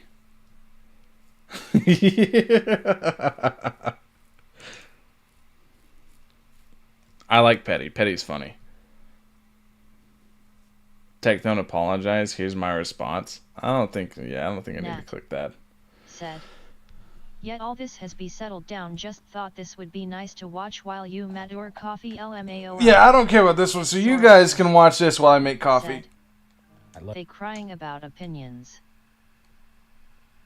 Okay, so here's the fun thing about games like Genshin and Star Rail and shit like that, right? You could be right. You could be mathematically right. You could be everything right. You could do fucking hours, thousands of hours of testing and be 100% right on what you're saying. But guess what? It doesn't fucking matter. I want to know why. Because the game's easy. Use who you want. It doesn't fucking matter what's right. It doesn't matter what's optimal. Use what makes the most sense to you. Use what you have the most fun doing with. Who the fuck cares? Do you beat the game? Yes. And I know you beat the game because I beat the game and my shit's dog shit. So I know you can beat the game. I can clear all the way to MOC 7 pretty easily at this point, except for the deer. Fuck that deer. With really, really, really bad relics and all 4-star light cones. So there is no feasible way, no free-to-play player cannot beat this game. You absolutely can. Play whatever the fuck you want. Use whatever the fuck you want. Motherfuck a theorycraft. Don't even listen to what I say. Fuck a fucking spreadsheet. Fuck all the math. Use what you want. It doesn't matter. 9 for some reason. It doesn't matter. Adrian said. Use what you want. Face with tears of joy that deer is the worst. Anyways, I'm gonna go make coffee. You guys watch. You guys can watch good old Smack Daddy here. You guys have my gratitude for having my back in this situation. I'm thankful. I love you guys for that. That's awesome. I didn't expect that much support. Big brain. But I also want to address the fact that let's not pretend like some of y'all didn't just hop on the train and expect me to commandeer the hate fucking ship into Tectone's chest. Some of y'all don't give a damn about me. You're just here to try and get this man canceled because you hate him for one singular moment that occurred between you guys, or maybe a number of moments. But you know what, man? I'm not supporting that shit, bro. Absolutely not. Because you know what? I am mature enough to realize that none of us are perfect. We've all had flaws. We've all made mistakes we aren't proud of, and will continue to do so. Guys, one of the most toxic weapons Valid utilized NGL, by though I humanity love watching in meta today's videos society as an F2P is just the for fun, ability to grinning, relinquish squinting face. the thought of anything good somebody has committed and retain everything bad that they have committed.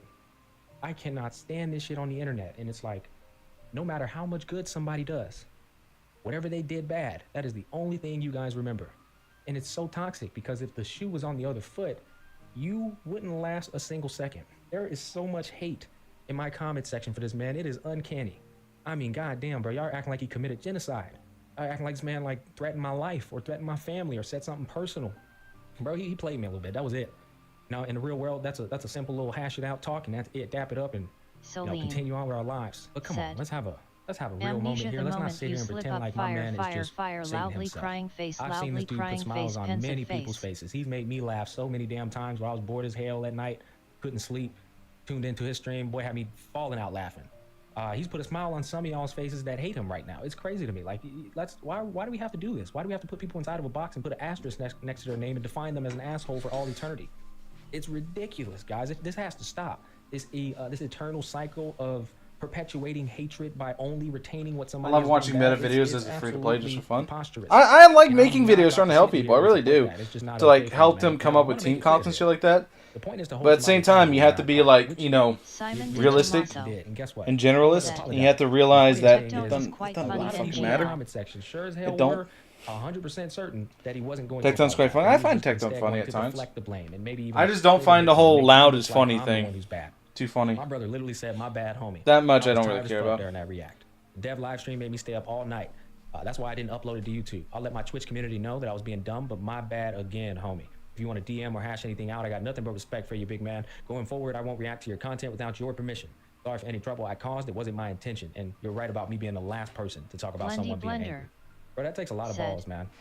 Help me, Vok. I was like, WTF, who is this? Then you finally started speaking. Lower your pride, lower your ego, and apologize and own up to a mistake. Especially long time no when you see. see all that goddamn hate in the comments. Blindy! That takes big motherfucking kahunas. And you have my admiration, brother. And I'm sorry that you are dealing with all that damn hate. Then you finally started speaking. Who is this? Who's this on Valk's channel? But I'm making coffee, dude. Squash. This is how it's supposed What's to up, be Blindy? between adults. Not all this dumbass going around each other's back, talking all this shit, making people out to look like they're villains, like they belong, like they're goddamn Griffith from Berserk. You know, I don't understand. Hey, yo, that's a man. little bit of a I stretch. understand I wouldn't even that call that a you're villain. That's fully just intending what demonic. it's done, on the bad side of The things. creature is Man, demonic I'll give you a in story, a nature. little smack lore. I know you guys know my Very stories. nasty. There was a time in college where I played basketball. I was a Very tremendous basketball icky. player. I was a tremendous basketball player in high school as well. Now, a good degree of time passed before I went off to college, but I did eventually return back to playing basketball and had to shake some rust off. This was the first season. I performed incredibly well. I want to go on a villain arc, dude, where I just slander everybody. I was one of the best players on the team without a shadow of a doubt, top 3, no question. And whether I was the best player on the team, well, that's up for everybody else to decide. Besides the point, there was one game What's up, my dude? What's up, Mark? Was definitely the best performer of the night. Looking and sounding like I was this. going psycho. I He's don't way remember cooler. Vok looking and sounding like this. He is and way cooler. ultimately lost us the game with that Celine shot. Now, to be fair, said, there's a number of I'll be right mistakes back. throughout I a saw basketball Berserk game that CH won actually first define pick. how you lost the Yeah, game. too It's never much. really one singular moment. It just appears that way because of the intensity I of am the last Adrian. dwindling seconds of a Said, game. With that being face said, with my tears of coach joy. let me go that night because of that play I had made. And it was an interesting choice because I definitely contributed more positive and more, good to the team than I did negatively. But all he had seemed to remember at the time was just that bad shot I made. The At feeling Celine, that I had Lord, at the time, grinning I'm face completely with over it, by sweat. the way. I'm just explaining this to give you guys more perspective. But the feeling I had at the time was like, I gave you so much, I gave you everything I had. I gave you my heart, my soul. I was completely committed. I definitely contributed to the team. But all you seem to remember and retain was that one bad shot I made. I translate that into content creators. A lot of us give y'all our heart, our soul, our fucking everything, man. Said, and when all you do is retain the bad thing that we've done, that is easily the most fucked up thing you could do to somebody, because nobody's all bad, bro. Just like nobody is all good. Again, I've seen this man do so many good things in his live streams, give away thousands of fucking dollars. I've seen him at the Anime Expo recently. He had at least 300 goddamn requests to take pictures of him. He didn't turn down a single soul. Boom, boom, boom. Oh, hey, it's Tecton. When do we get here?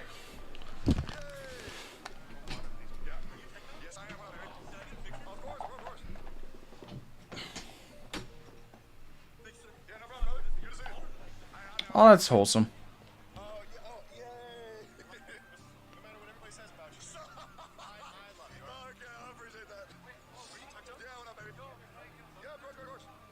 Blendy, That's wholesome. Said, texting MMMM.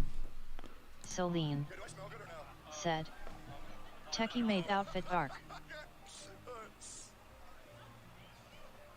Blendy Blender said, stupid iPhone. I was gonna say Tectone. Simon Di Tommaso said, he's like 6 feet like, this 5 is not right. somebody who's a villain, man. All right, this is not what is it? All for one. This is not Vegeta and his. We had the PH vid up in the tabs when he's making a hate video. He's literally a polarizing character who happens to be very bold, outgoing, and genuine and unapologetically him, and that's okay. I love those type of individuals, man. That's how I am. Hell, and as I've told y'all, I'm an ass. I told you guys. I genuinely like Tectone, but he wears his emotions on his sleeves, and it ends up backfiring sometimes. Because he'll come off like Tectone won't mean the shit he's saying, but he'll come off as like very disrespectful, very fucking rude, whatever, right? Said. He won't mean it. MGL, he slayed in He the won't main mean the outfit, way it okay, comes had off. Medium light skin tone. It's funny though. Blendy Blender said, "Are people caring too much about individuals?" Well, somebody said I needed something to watch while I was making coffee, and somebody said that there's some drama. And I was like, hey, I can let you guys watch the drama while I make coffee. Honkai Star Rail. Let's see what's going on in the Honkai Star Rail category. Music director react. Star Rail Wildfire. I kind of want to see this. I love Wildfire. This video is a tier 4 Patreon request for the user Blurmine. Thank you so much. I appreciate you. This is Jonathan Steingart's piece Wildfire from the game Honkai Star Rail. I'm excited. I love Wildfire. Let's go. Said, Wildfiery. Celine said, pain will come with the bladey. I am Adrian. We read the comments while he listens. Laucha killed Dan Hang Coffin. Blendy Blender said, feels like drama. Sung literally makes the Kokoya boss fights? There's Yes. actual concerns like the toxic gossip train girl LMAO. Doesn't really matter. Not really. It's just Tectone said something somewhat rude, and then the guy got upset about it. I mean, because they're not used to Tectone, I guess. I'm used to Tectone at this point. I'm gonna be real. It wouldn't surprise me if somebody came to me one day saying Tectone shit talked to you in a video. I'd be like, okay, cool, whatever. I don't give a fuck. I don't care. Big Tom, big bass drum, so much reverb. We get bass drum and snare drum together. It was really nice.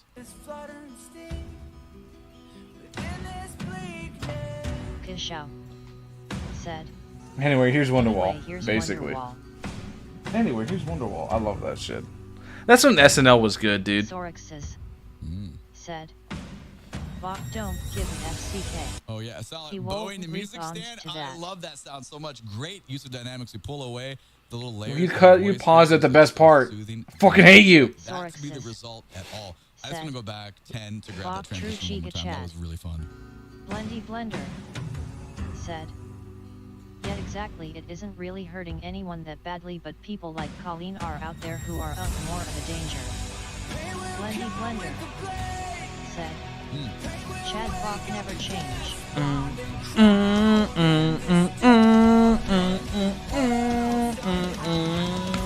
That's a fun drop. The drums. Stop! I just want to listen to it now. The snare drum is so articulated. Oh, in your man. face, obviously, we're dropping in. I got the stereo guitar mix sounds really good too, and we're just taking that progression and obviously adding a bunch of distortion to keep it going. Also, very cool.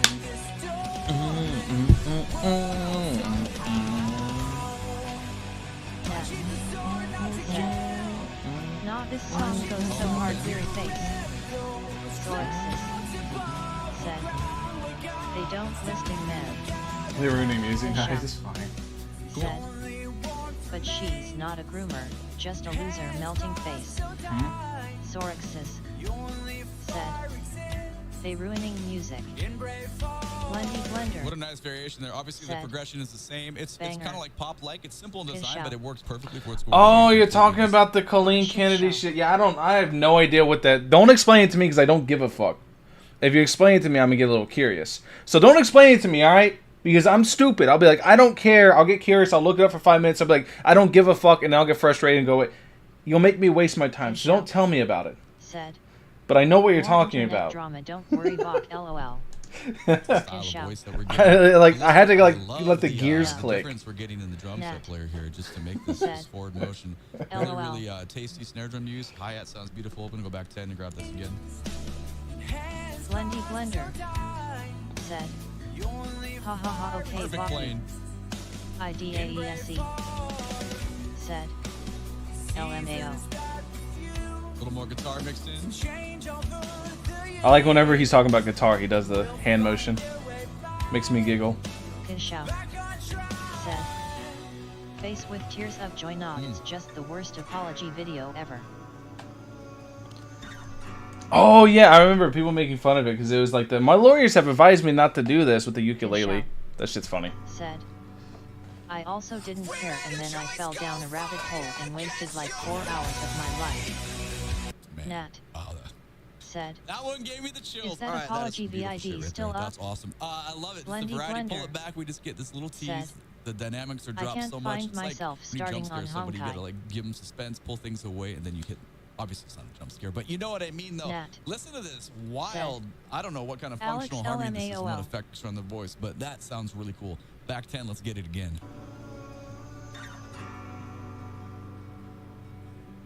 We made a choice, go fight against your fate. Pain will come with the blade. Fish out. Pain will Said. wake up the dust. I don't know if it's still up, but there's not billions of virtual copies of his face with tears of joy. Blendy Blender. Said. The art is great as always though.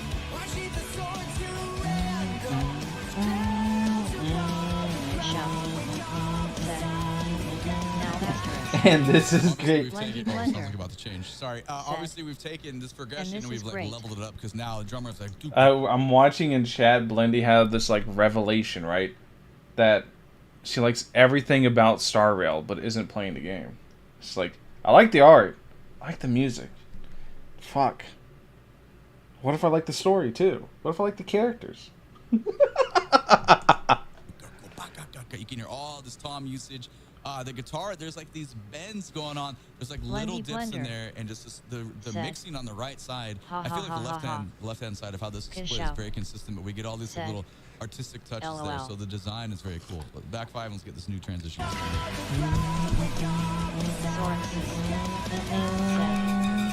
LMFAO, just play the game.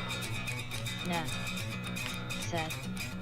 Alex truly grinning face with sweat. Blendy Blender. Said. Oh. Alright, we call this metric modulation, so basically we're taking a rhythm that equals the old meter into the new feel, and this is pretty funky and very cool. Let me describe this again. Not back far enough. I love this. I love this like change.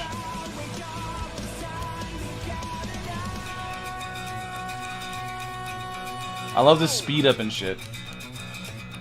What's funny is by the time this section starts, the fight's already over. Unless you're doing it in the story. If you're doing it in the story, this is sick as fuck. Peace out, Frost. Peace out, my dude. Yeah, I was just giving myself the quarter note, the pulse Frost. of the other one, and how this relates to the new one. This is what a great switch. I love it. DJ Frost. I love this change up. CYA. Blendy Blender. I know what it reminds me of. This guy is really going into the. I know what it reminds me of. Kishao. I bet you're gonna be like, ah. It reminds of something. Kishao. Said. But I can't put my finger on it.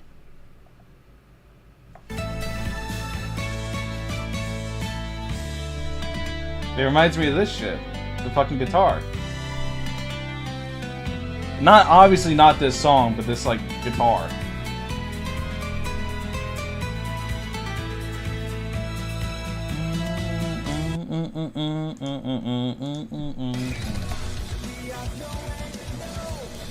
Like, specifically, not this part.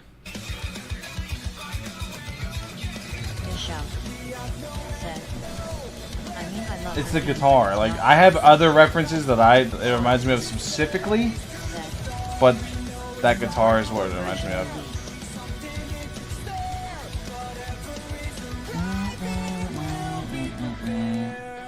I didn't know we're gonna go with that. The guitar little layered, all about 20 to grab some of this again. P had no clue we would go to this, so I think just 10 out of 10. I just haven't been catching up in over a year. Here's my advice, Blindy. Drop Genshin. No. If you really like Genshin, stay with it. But Star Rail is really good to pick up, honestly. Blendy Blender said, back when all there were are you ass memes.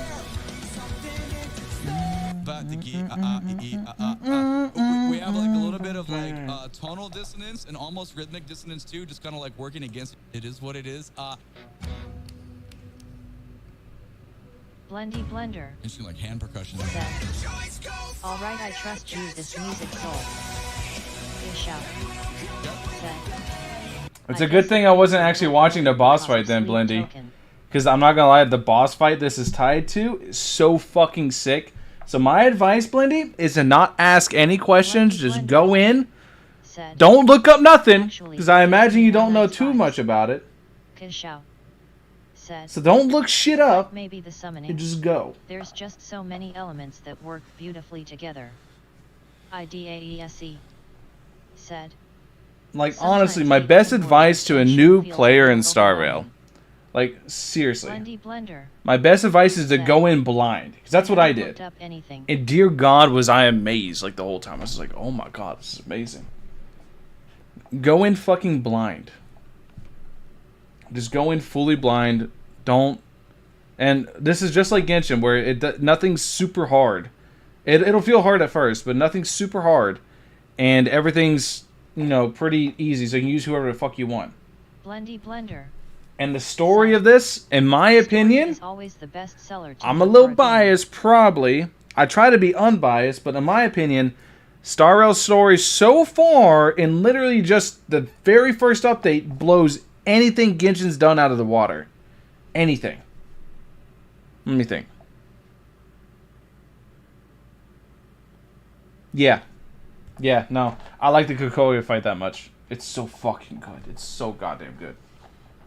That's how much I like it. I like it more than any fight in Genshin. Blendy Blender. Do I like it more than the Raiden fight? Oh, I really like the Thank Raiden you. fight. IDA. Said. Nah, I like I'm Kokoya gonna better. have to agree. I Blender. yeah. Said. I'll keep my expectations in check. Kishao. Said. Summoning? Actually, Vok, if you haven't heard any sleep token yet, I'd recommend, especially the summoning. The summoning. What is this? I'm gonna get... This is gonna get copyrighted, but it doesn't matter. Let's take a gander. I'm judging... If you... Okay, so here's a pressurized thing, because I don't want people to constantly recommend me music. So, if you recommend me music... No. Music for anyone interested. We're listening to it now. Because if you recommend me music, just keep in mind, if I listen to it, I'm judging you by it. I'm judging you by the music you recommend. So if you ever recommend me music, keep that in mind. Said. Good. Judge me. Ooh, Doom music right out the gate. I like that.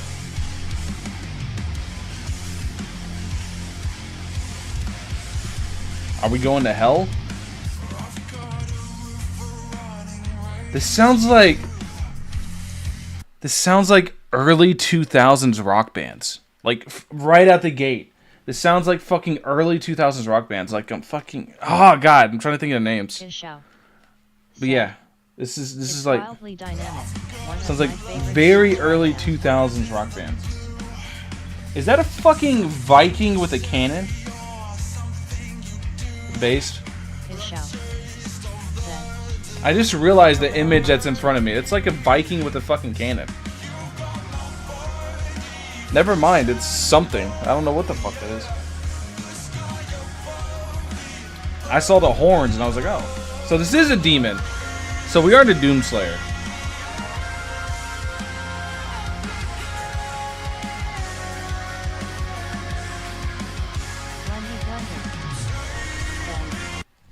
Thanks, I feel good now thinking back about the R9. And you like, thank you for your judgment. That's a trade I make with people.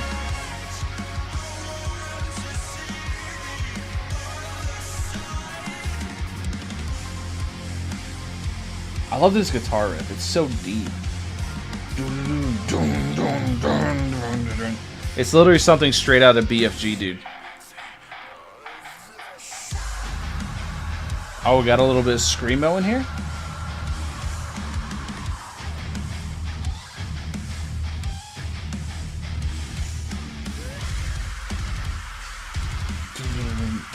Gotta hit the double bass.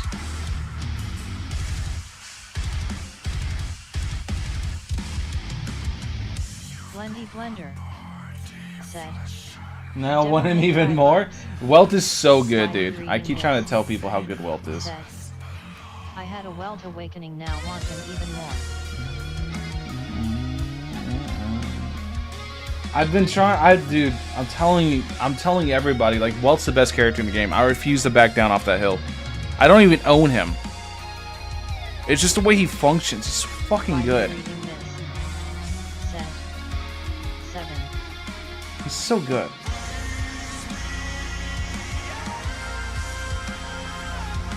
And what's up?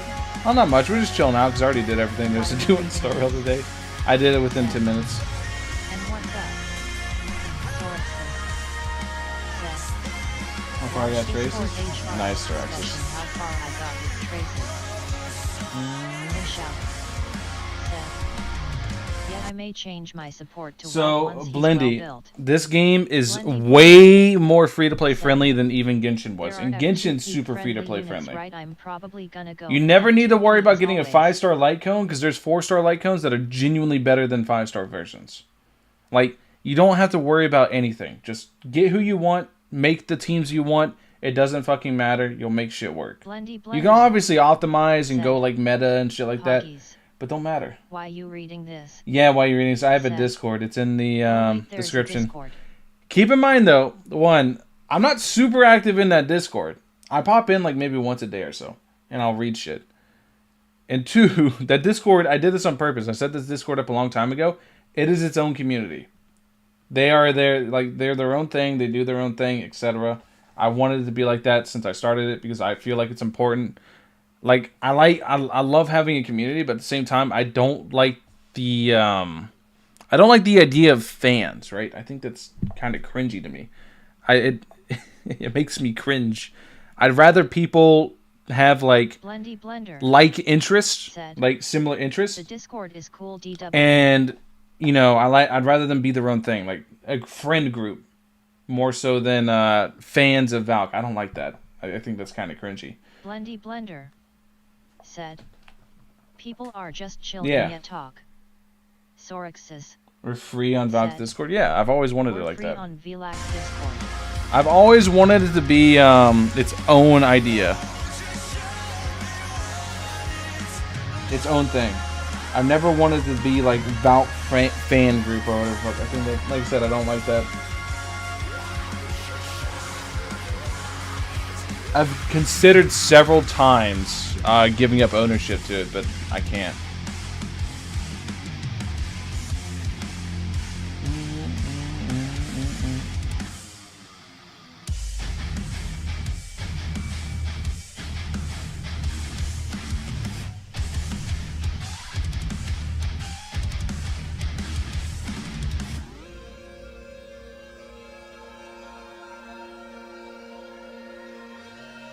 So now the demons are dead, so now we're relaxing for a second. Doomslayer takes off his helmet, looks to the fucking sky while he's in hell. It's all red and burning. That's the imagery I got going on with this shit.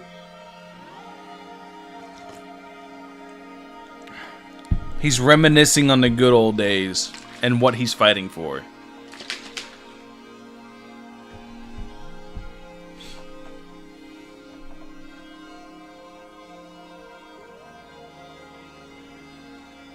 This man reminiscing a long ass time. It's a little funky and fun.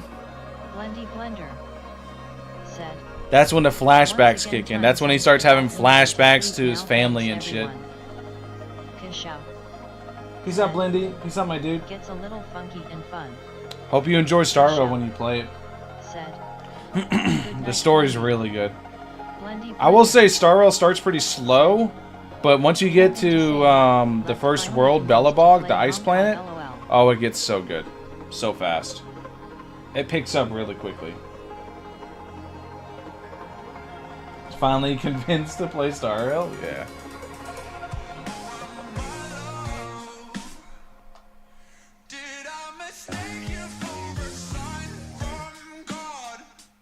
Oh, this is a complete 180.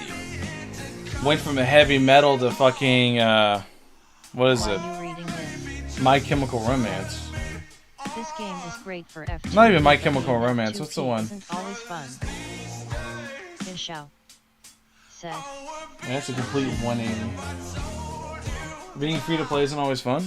I think being free to play is fine. So I love how I'm doing this on purpose. I love how I'm torturing Alex by constantly pausing the song. What's this song? I mean, the title's right there. I know I'm torturing Alex by doing this. The summoning by sleep token. But I know a lot of you guys will be like, Valk, you're not free to play. You spend money, you have all the units, right? You can say all you want, but I'm gonna be real. Like, free to play is fine in Star Rail, especially with how generous they are. If you save up your shit, like, and you like have a like, you look at leaks, you save your shit, and you're like, I want this character, this character, this character, because 25 plus characters have been fucking leaked, right? As well as most of their designs. So if you know instantly if you like a character, right? You know right away if you like a character. If you're free to play, you can plan out for the next 2 fucking years. F2P. Kinda wish I was the same in GIID prob, be less bored playing it RK. Sorixes said. Alex pause his video to troll him back. This'll show him. Pauses. LMAO Sorixes. Fish out. Said. This'll show him. Star Rail's so nice to be free to play. Said. I would rather get monthly pass and BP. Oh yeah, without the battle pass, you're not like the battle pass is such a massive revenue of resources. Said. Vox stream stopped. Sorixes. Oh, he's memeing. What happened, Alex? I mean, word, I got fucking copyrighted. Sorixes said. He's back.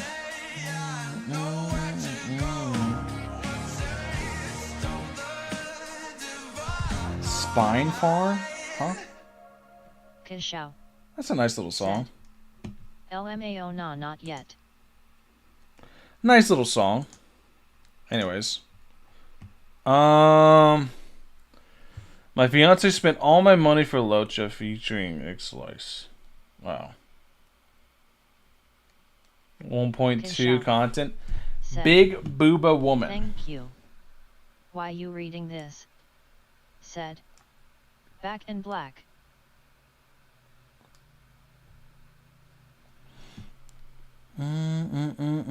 This Sampo will skyrocket Kafka's DPS more than any other characters. Lore accurate guide and showcase.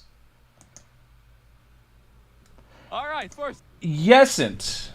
Not really. Said. Gonna be honest with you guys, Luka's the real thing. Luka's the one that's gonna.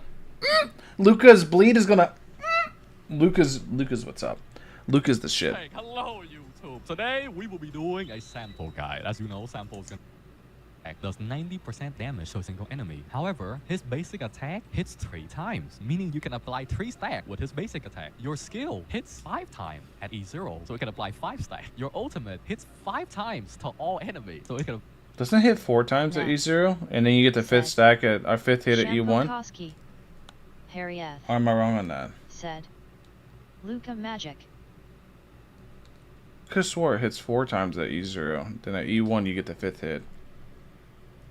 Apply 5 stacks. Realistically, if you really wanted to, you can just basic attack forever on Sampo and never use your E. Your E, it will bounce 5 times, so each bounce generating 6 energy up to a total of 30. For 4 extra times. Okay, so it is 5 total times. So 6 times on E1. I'm wrong. And your basic attack generates 20 energy. Your ultimate, you generate 5 energy back after you your ult. Why you reading this? Said.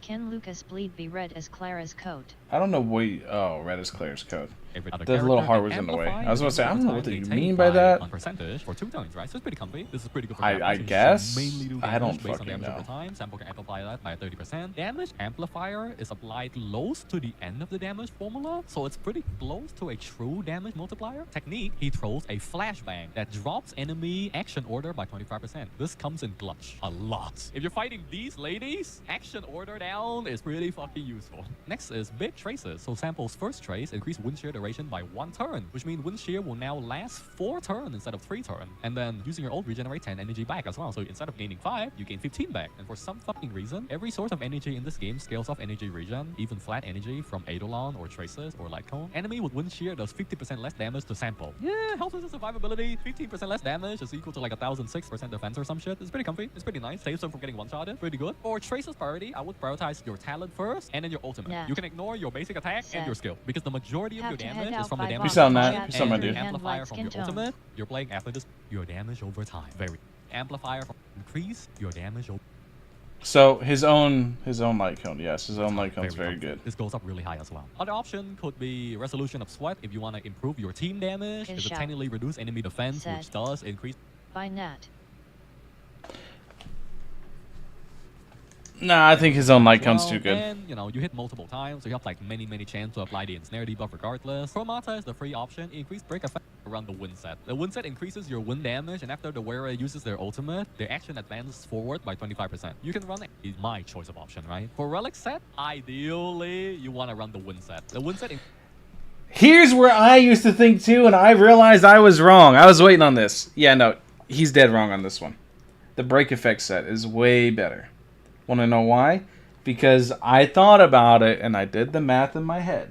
I did the numbers in my head, crunched the numbers in my head, little, and I realized 50% attack isn't a lot of fucking damage. So why would I worry too much about his DOT, and why not let him just proc break and break be the actual source of damage he does? Why not push him, the guy who can hit 6 fucking times with his skill, why not push him into break effect so then he gets the actual break effect scaling? Why not just push the fuck out of break effect and speed so he breaks more often, does more breaks, and is able to trigger that? Now, if he can't break the enemy, rest in peace. But, provided the enemy has wind weakness, he's good to go. Increases your wind damage, and after the wearer uses their ultimate, their action advances forward by 25%. You can run a 2-piece wind set, 2-piece attack set as well. That also works. So for the 2-piece set, you can run the attack set, the regen set, or the effect hit rates. Should your backfield effect hit rate of him? No. Said, not at all. They all playing his own game.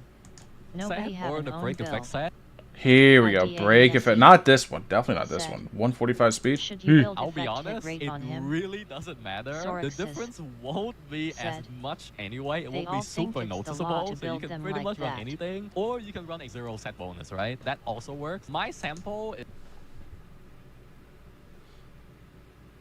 You don't need any effect hit rate on him. Running a really inefficient set. I'm running like a 4-piece musketeer set, which is like really not needed, and I'm running a Vaughn set, which is good. The main reason I'm running this set is because the stats I roll. I will agree with Code on this one.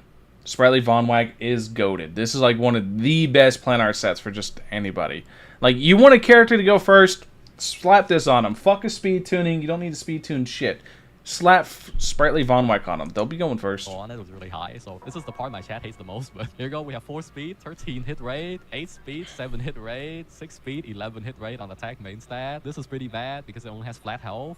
This has 7 speed, attack, and hit rate on wind damage, and this has 9 speed. So that's why my sample is 3000 attack, 170 speed, and 97 hit rate. Okay, that is the current sample build. He doesn't need any effect hit rate though. Why you reading this? He hits 6 times. God. Have you heard of this hidden mechanic in Star Rail Dow damage of wallet? Dow damage of wallet. Oh, he's got him E6, so it doesn't matter. Big money, huge money. Is on Eidolon. Rising Love. First Eidolon, your E will hit 1 more time. Instead of your E hitting 5 times, it will now hit 6 times, right? As we said. Yeah, no, 170 speed's ridiculous. Like, that's not feasible. He could go into Kingdom of Banditry at that point. Yeah, he could go into Kingdom of Banditry at that point. 100%. Oh, he talks about break here. From the break effect alone, right? Every single element, when they break an enemy shield, they get a unique debuff that they apply. That unique debuff is affected by your break effect and your character level. Break effect does not increase any... Break effect, character level, and the enemy's toughness bar. Other source of damage over time. I swear to God, the translation of the English text is so bad, it confuses the shit out of people. Alright, so that would be a sample, right? We have a light cone, traces, relic, and Eidolon. Quite fun, right? Alright, so what do we do now? Let's do... okay, I probably can't do MOC. It just reset! Okay, I can't do it. I'm just gonna do Sim Universe. Kafka or Skyrock, chat? Kafka? I do not do Sim U showcases. I'm sorry. Sampo is like a I don't watch DPS them. to me. Break effect, DPS. Why you reading this? Wait, not Overwatch 2. My habits kicked in. E5 Fire Trailblazer F2P BTW.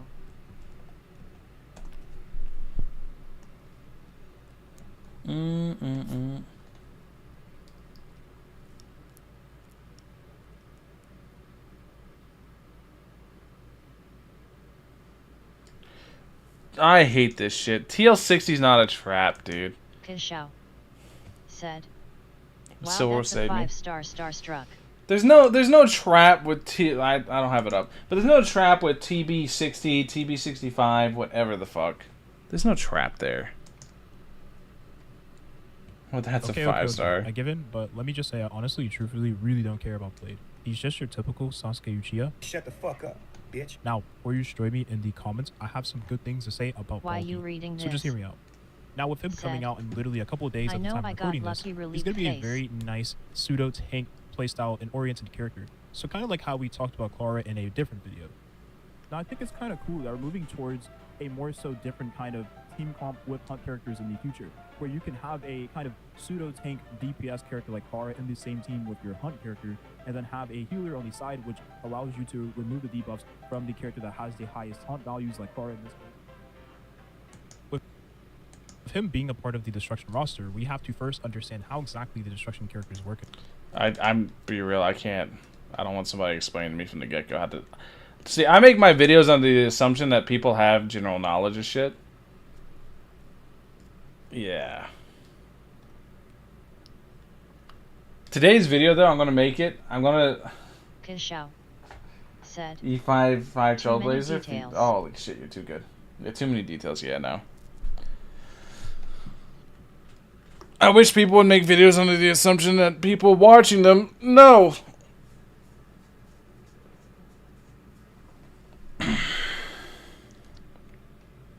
A better Jing Yuan, more damage. No. What? No. No, no, no, no, no, no, no. No.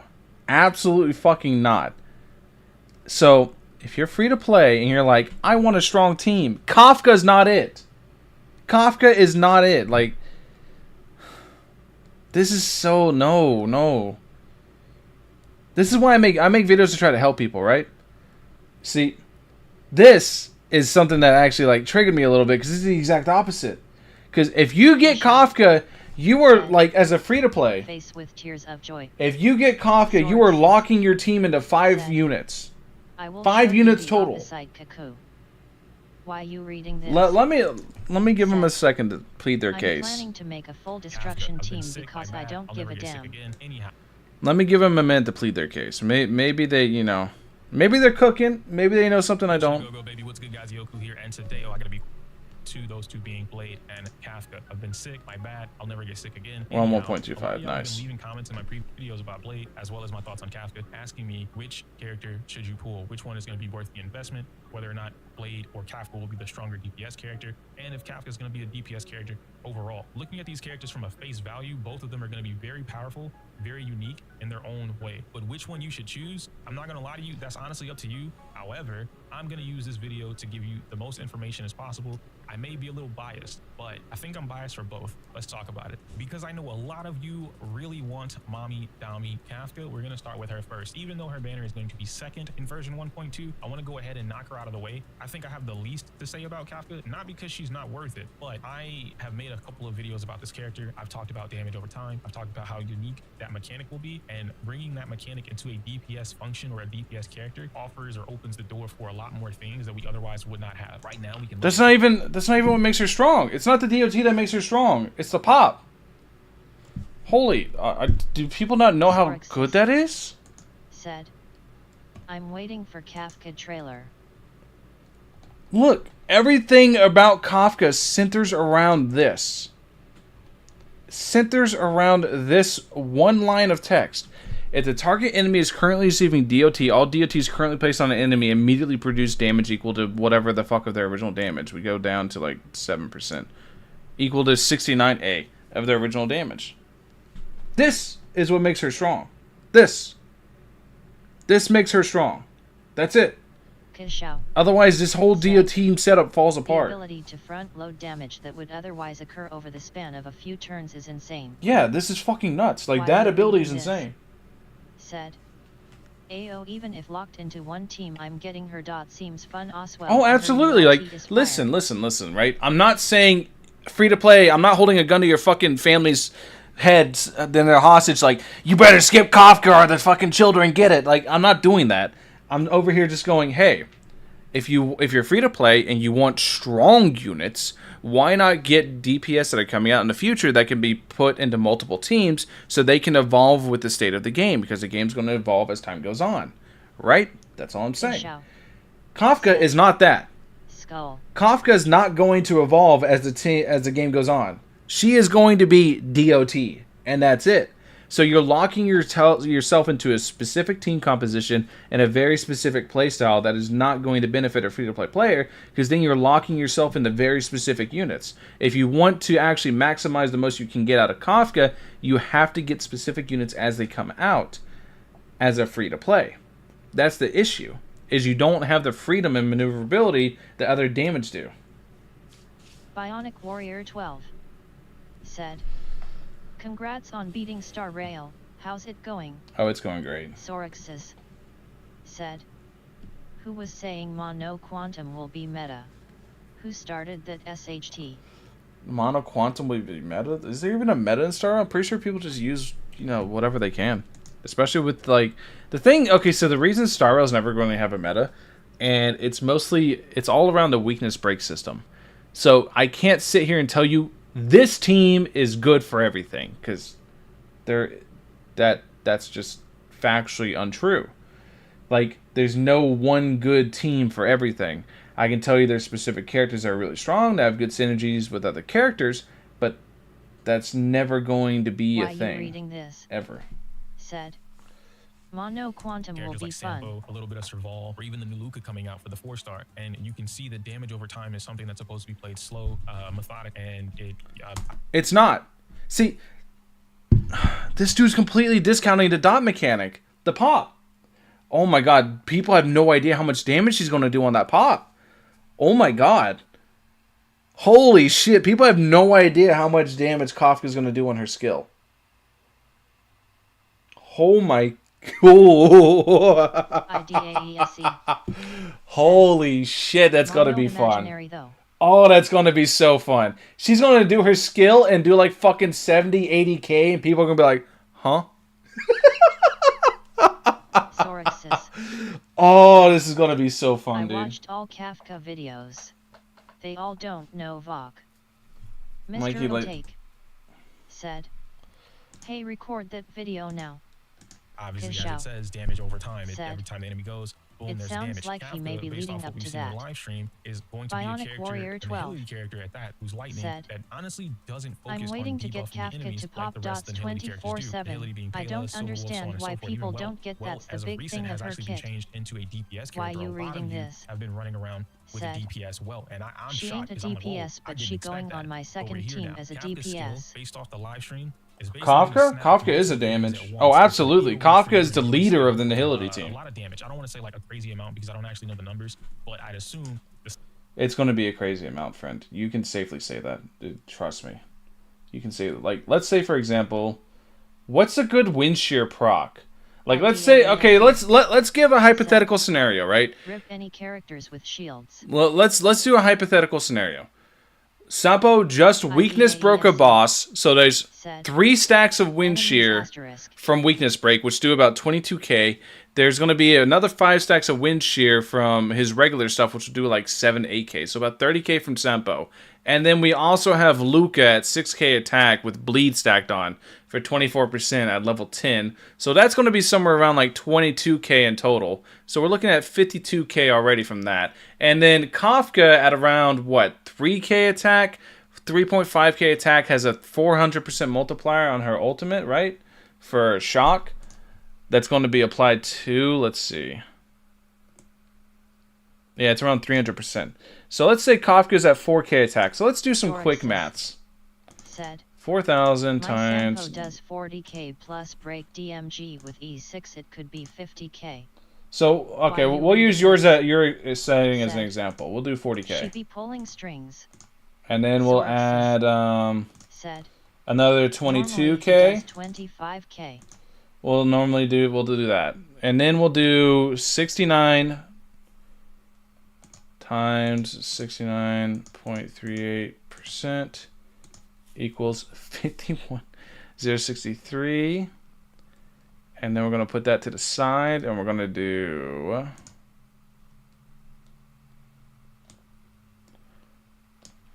130% times, what we do, 4K? We're going to assume she doesn't crit. We're going to assume she doesn't have any crit at all. Then we're going to go to our history. Plus 51,063. And then we're going to take this number. Here's where it gets fun. We're going to take this number, and then we're going to start applying the debuffs. Like Sampo buffs DOT damage by 20%. So then times 20% equals. So now we're at 67,563. So we'll just do, we'll make it easy. 67,600. So that's Sampo. What else happens? What is there any other debuffs that I need to think about immediately? I know Sampo right away. And then there's the follow-up attack that she does too. If Sampo doesn't break, it's the half of DMG. Why you reading this? Said. Imagine E6 Kafka always popped her crit. Is that what she does? Oh, no. I was about to say, is that... I haven't really read these. I didn't know. But, yeah. This is whatever. Effect hit rate increased by 4%. Whatever. When the ultimate is used, enemy targets will now receive damage from all currently applied DOT sources. Ah. So... Wait a second. Wait a second. This says all currently applied DOT sources. Said. No, that was a mistake, LOL. So, wait, on her skill and her ultimate, she pops for fucking 100% of the DOT? I didn't even know she does that on her ult. Her ult pops too?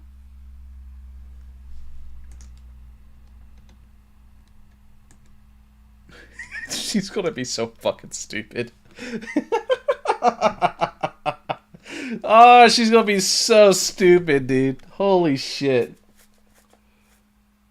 Actually, now on traces? Yes. 7 cycles.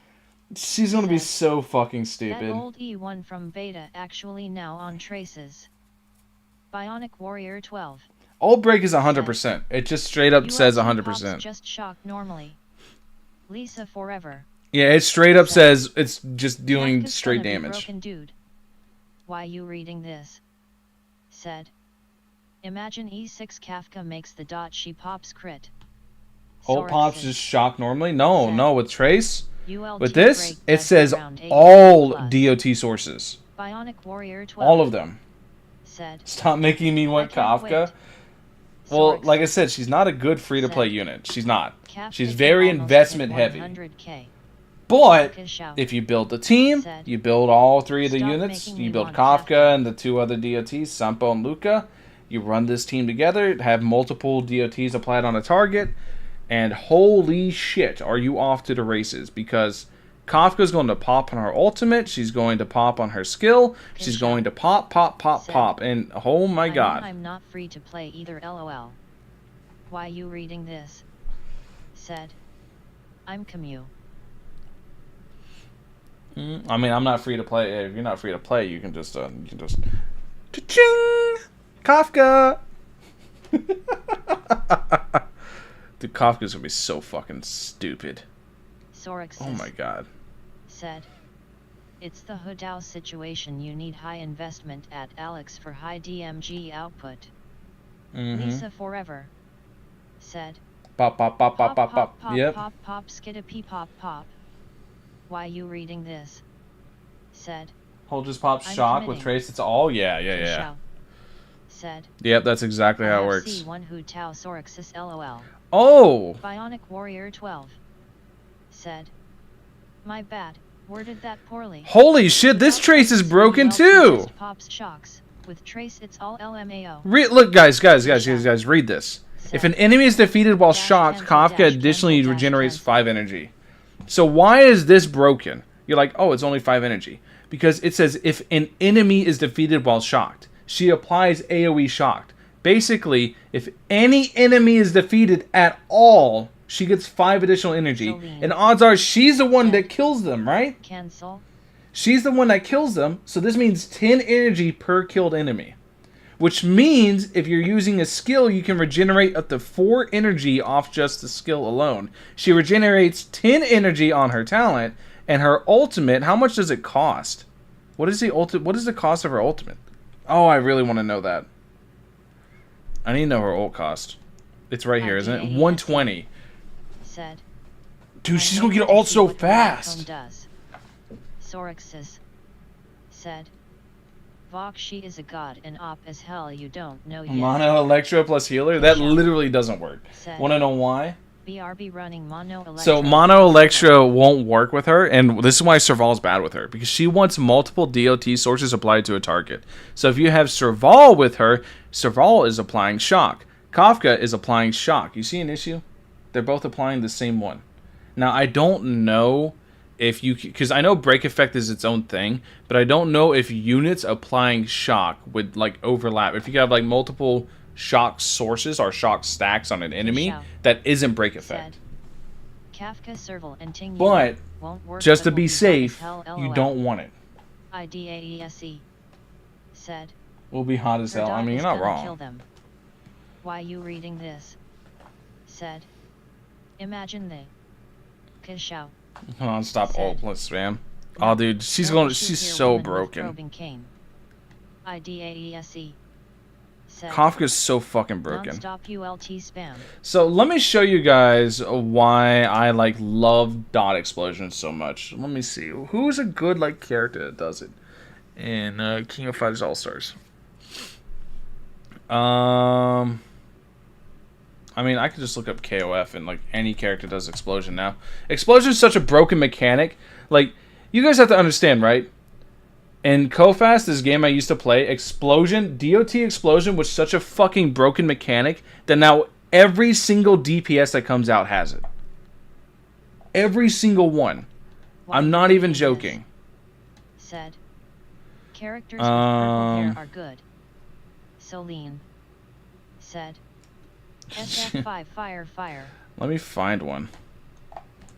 Kofast. Tier list. Let's find a tier. I guess a tier list. I mean, does it really matter?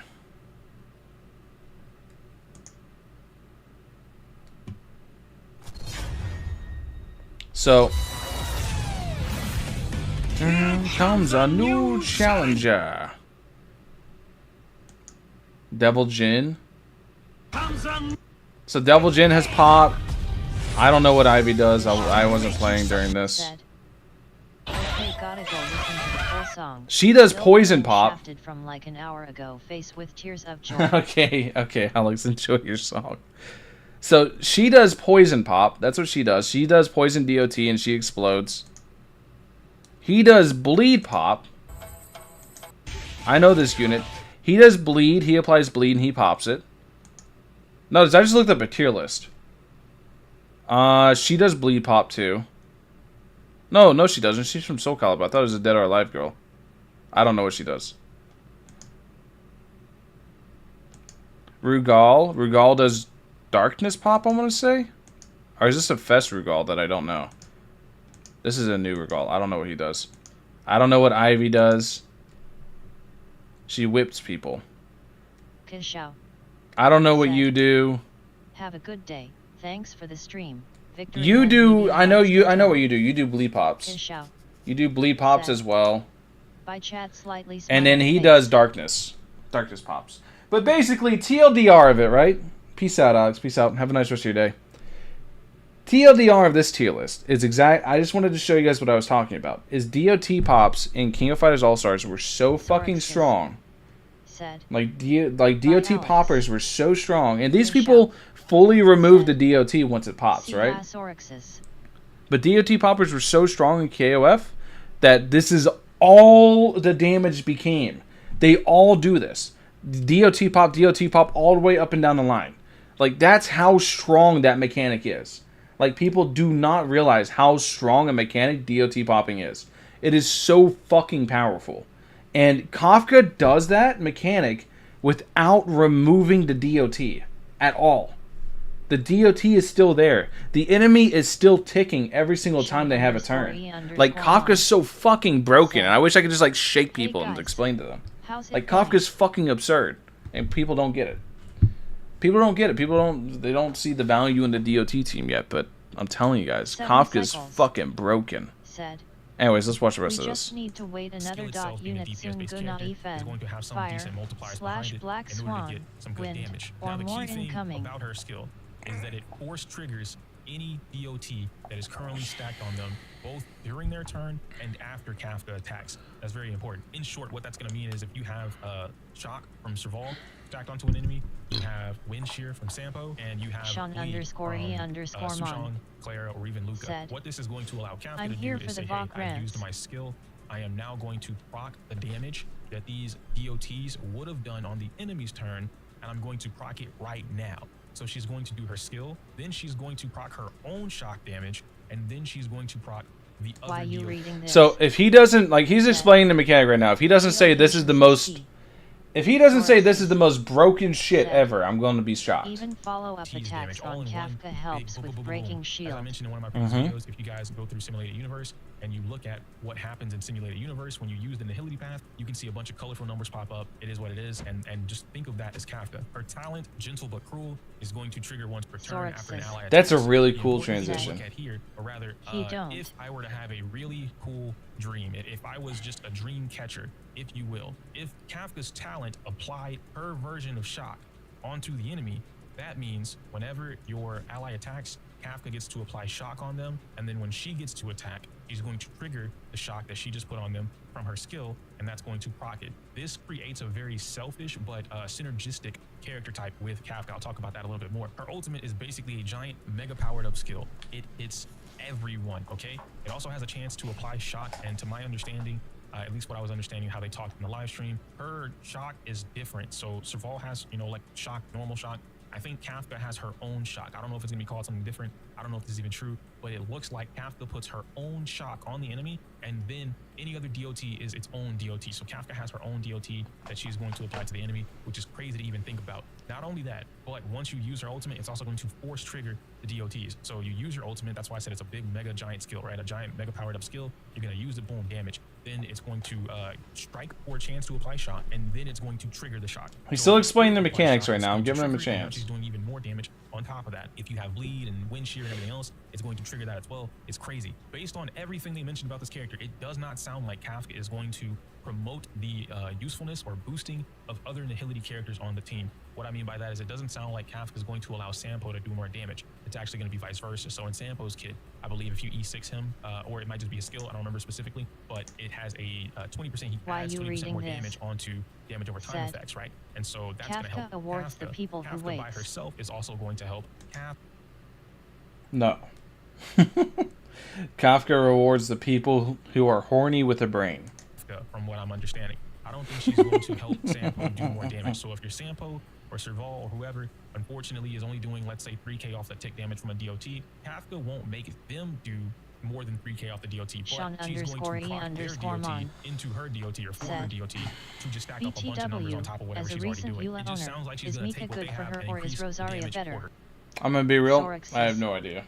I've ejected all Genshin information from my mind. Herself. That's gonna make her a way more selfish character.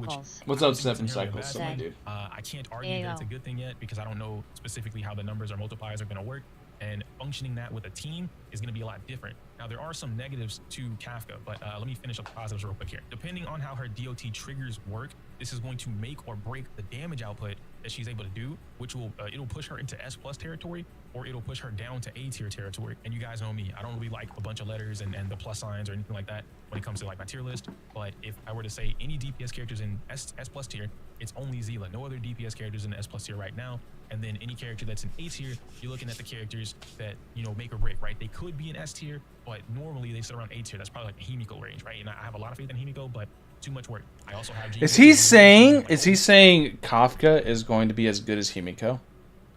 He's saying Kafka can either be as good as Himiko or as good as Sile. There's no in between. But I don't know what the correlation is. It's like it's very cut and dry how her DOT popping works. man, he's super They powerful character, showcase it whatever. multiple times in the stream, Personally, too. Genuine is in my A tier right now. If Kafka releases and she does equivalent damage to Genuine off rip, then she will automatically be above Genuine. Free, easy. I don't think they're side by side at that point, because if it takes way Sean less work, or way less _E_mon investment for Kafka to do the same said. damage as Genuine that's highly invested, and you highly invest a Kafka, she's going to be doing more damage. They can't sit in the same tier. It is what it is, but this isn't a tier list video. Lastly, Kafka blows up Simulated Universe. I know a lot of you guys love Simulated Universe. I'm not the biggest fan of it. I don't hate it. It's just not something I spend a lot of time in unless I need to be in there. Kafka is going to annihilate this. Nihility Why Path you plus reading Kafka, this? everything Nihility Path does, Said. everything Kafka does. Ayo, I'm gonna go and wait for Simulated Universe, it Kafka doesn't even matter at that CYA point. later. So finally, Peace out, my dude. Sources. Peace. Kafka's Peace personal reading. damage is Doesn't he theoretically mention low, that's right? I'll what be we waiting know around. from If I were to assume a CBT2? character like this, someone who has a potential to proc other people's damage for herself on her turn, and then allow the damage to also proc on their turn or the enemy's turn or whatever, I would ideally think that the skill damage or the ultimate damage, whatever, is going to ideally be low at a base value. I could be wrong. It I is. don't look at leaks. I don't know numbers, so it is what it is. He does He look doesn't at have leaks. any form Wanna know how I know he looks at leaks? Wanna know how I know? Because he said the ultimate pops DOT. As far as if I remember correctly, the one, I don't remember that trace Why you being there, reading this? which means it's something that changed. And by everyone. 2, I don't Sean remember them _ mentioning it in the live mon stream. Said. He looks at leaks. Later, dude. of self-buffing, and without another Nihility or Harmony character, or at least knowing her That's him damage, just saying that shit too because this hard, right here, Hoyo unless the Creators. DOT stacks are crazy. Lastly, and this is probably going to be the biggest Sean one, is that _ Kafka E is going to _ mon auto-lock in at least one said. more DOT character to the team. You don't get to play WURT, around I with the mean. idea of, oh, I'm going to use, hyper carry, right? So I'm going to use Kafka, and then like a debuffer or double harmony, right? 2 harmony characters, Kafka, and then a sustain. You can't do that. That doesn't work. Silverwolf from Izila or Bronya from Izila. Nope. and Kafka's then going to be a Bronya very to unique everybody team else. composition. Kafka is going to be a little bit more restrictive on how you build her team, because Yes. you still want someone to trigger or help trigger more DOTs. You On want the flip 2 side of this, characters if to help Kafka's trigger multipliers DOTs, are actually. so strong, so insane that her shot I got a question, actually. is dishing out I got a question. IDAESE. This is actually a very important Kafka question. might make me not F2P for the first time on a gacha game. This is an insanely important question, okay? Does Quantum count as DOT? Does Entanglement proc count as DOT? Because if you can trigger Entanglement early, Silverwolf might be a very strong addition over Sampo. I'm going to have to wait to test that when she comes out. Bionic Warrior 12 said. I have no clue. If it does, that's insane. Sorixis said. Yes, Yes, because BC is Sampo Sampo buffs the break. Well, that's the thing is that's impossible to test. So it's not possible to test the break because Quantum Entanglement does more damage the more you hit the entangled target. So if you ult it, right, and hit it, it's going to do more damage because it does reciprocal damage based on the amount of times you hit it. So it's not really possible to test currently. You have to just wait and see. You have to wait and see if Kafka just pops it or not. And if Kafka does pop Quantum Break, it's wacky. Doesn't count as crowd control. Sorixis Counts as crowd control. We'll see. His ULT I'll see. I don't helps know. the break add more crazy numbers. DMG. If her shock multiplier by itself, IDAESE. Have you seen the Black Swan leak Said. kit? No. It doesn't. It counts as crowd control. Listen, I don't really look at leak 7 kits cycles. too much unless it's on Honey Impact, because Honey Impact shows what's in the latest Sound lead off for or Jack, latest but beta Kafka cycle. still STC. So, Bionic Warrior 12 said. like, You can Honey test Impact it at only max really stats keeps and track use of what's in the Sampo's current ULT, leak right? cycle, right? Sorixis said. Or not leak cycle, will beta test cycle. it. But there's I been like already have 25 plus high characters leaked with their kits leaked and everything, and it's like, it's probably a lot of it's probably going to be changed by the time it goes live. So I wouldn't hold it to heart. That's why I don't really care about them. It's like fun to look at, but it's like looking at a car crash, right? You're like, oh man, that's interesting. If that sucks, it's probably going to go away.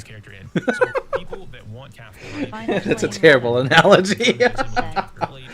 Oh, that's awful. Oh, I beat it. You don't like the idea of damage over time, building characters that you're not interested in, Sampo, Dude, final. We've been sitting here watching people talk about Kafka. People have no idea why Kafka is broken. Zero idea why Kafka is broken. Kafka's so fucking busted, and people have no idea. They keep mentioning her DOT and shit like that, and they're like mentioning running her with like a Harmony character, and they don't understand that you just full send the DOT. Like, if there was a DOT abundance character, a character that could passively heal while applying DOT, you'd run them with fucking Kafka too. But let me show you something final. Let me fire up the good old Honkai Star Rail. Said. Misinformation spreading. No, they're not spreading misinformation. They're just overlooking the most important part of her kit. They don't understand how impactful DOT explosions are and DOT popping is. Yeah, pop. The shit's so... Like, I'm telling you, I played multiple gacha games, and DOT exploders have broken those fucking games. Like, you guys don't understand how impactful that shit is. They genuinely break the game. DOT exploders in every gacha game I've ever played have been the strongest damage, period. Bar none. And Kafka does it well, not remove... Do you know... You guys know how, like, dumbfounded I was when I heard Kafka doesn't remove the DOT?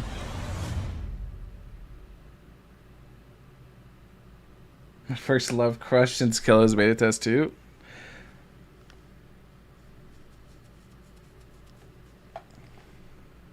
All my jade on Kafka's banner. Don't go for Eidolons. Don't go for Eidolons. Don't go for a 5-star weapon. Fucking Fermat is good enough. If you're coping that hard. Fermat is plenty. Don't go for Eidolons and don't go for her 5-star weapon. Don't do it. But get one copy of her. It's pretty nice. If you want her, that is. So yeah, this is what I mean by final by beat Star Rail. I think I'm getting everyone in Star Rail. Welcome to the club, final. But look, I finally beat the game. I'm gonna make a video about this eventually, but I gotta make a video about Kafka, dude. I got a couple videos I want to make. I want to make a video explaining to people why their Ting Young keeps getting fucking Goomba stomped, because they don't know how to build a team. They don't understand aggro values, so their Ting Young keeps getting hit. There's an actual reason for that. I want to make a video about all my level 80 characters. I want to make a video about Kafka, why Kafka's broken. There's a bunch of videos I gotta make.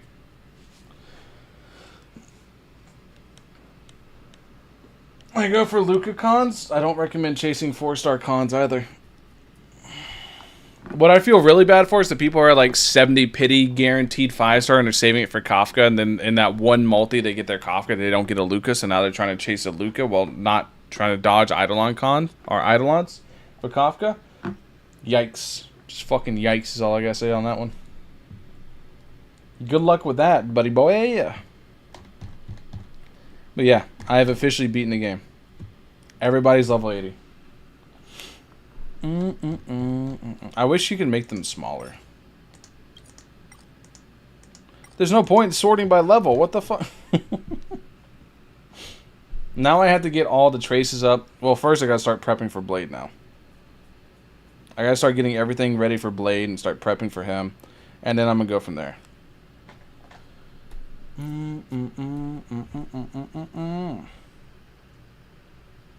might as well leave this open. I gotta record in a bit anyways, right? Do I even need it open to record?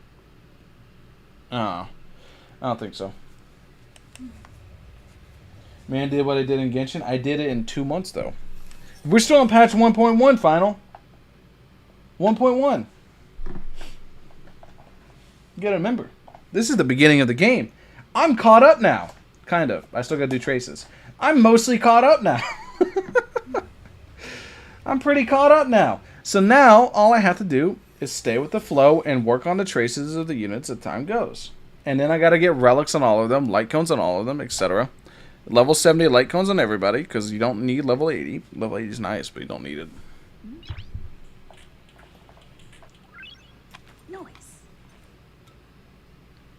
And then work on the relics. Actually, before I close out Star Rail, I almost forgot about something the other day, and I don't remember if I'm done with it yet. I'm pretty sure with Blade, I'm done with everything, right? 12? Okay, yeah, I'm literally done with everything but his traces and his levels, which is probably more important. So now I have to actually just farm those. Yeah. Do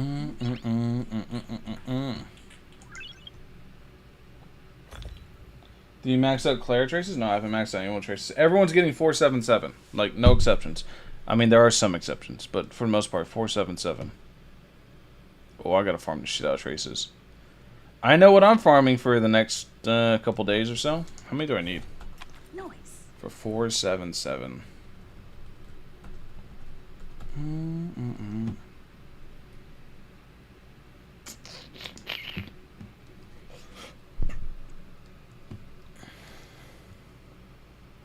477, 1758, 15. That's not bad. I can get that done in like a day or two, something like that. We're gonna get it, dude. I'm so good. I'm so ready for 1.2. I'm just missing the stand banner 5 stars. I'm only missing obviously Himiko, Bronya, Welt, and Japard. That's who I'm missing, right? I'm missing these 4. So I kind of hope I lose my 50-50, but I kind of don't also, because I do want these characters, but at the same time I don't want them. I do and I don't. Only have Japard? Yeah. I have an E1 Bailu, and then I have these 2.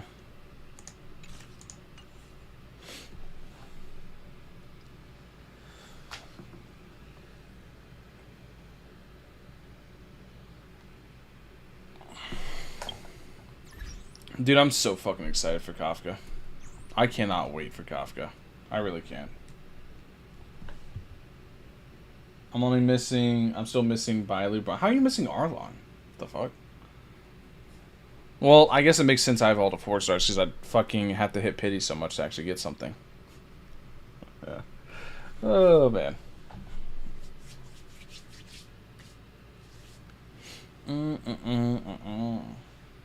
Still don't have Sushang? How? She's been on multiple banners. I get Arlon. He hasn't been on a banner yet. He's going to be on Blades. But Sushang? Sushang?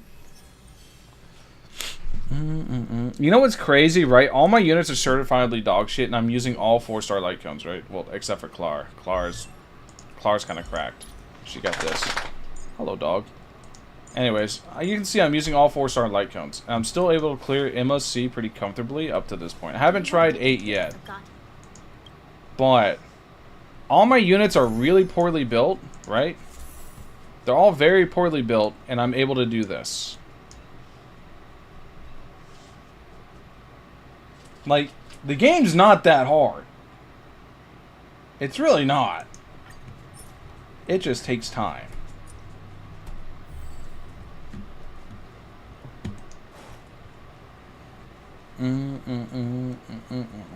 Like, I can do that pretty comfortably. Bailu's funny to talk to in this ship.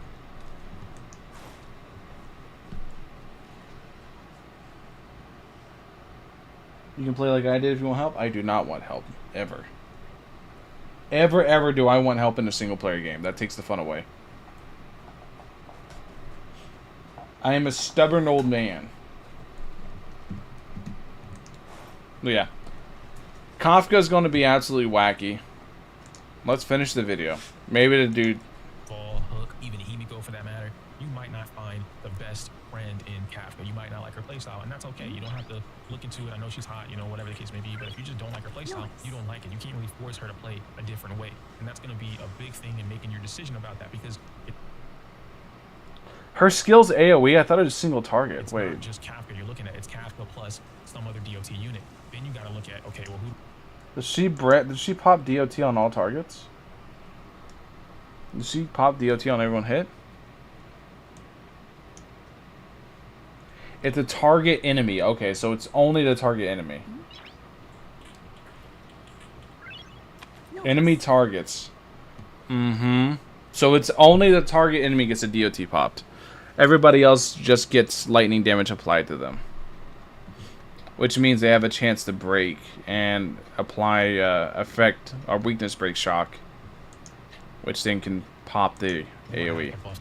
Pretty nice. Someone like Yukon would come into play, because if you're using Kafka and Himiko, because Himiko has a pretty good burn, using Kafka and Himiko, look at, all right, well, I can buff both of them with Yukon, and that benefits the both of them because attack percent, crit rate, crit damage. Yukon would be a perfect fit for something like that. Himiko, Kafka, Yukon, great. And then you can round that out with Locha if you pull them. If not, then you can round that out with Natasha, maybe Japard if you have. Did you say for a team Himiko, Kafka, and Yukong?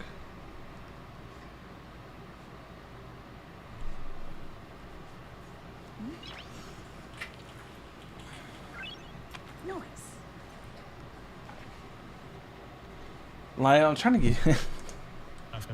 Whatever sustaining you want to use that is a self-sustaining character that can protect the whole team, you can round it out that way. That is what I would do if I were looking at my decision between Kafka and Blade. That's going to be it for me today, guys, or I guess tonight. It's technically I'm recording.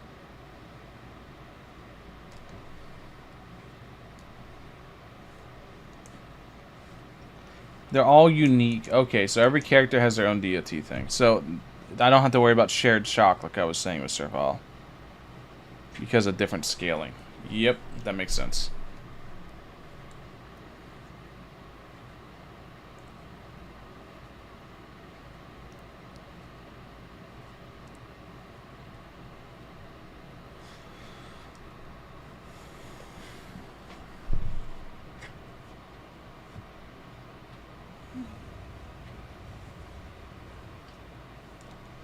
Are able to duo all in-game content with ease.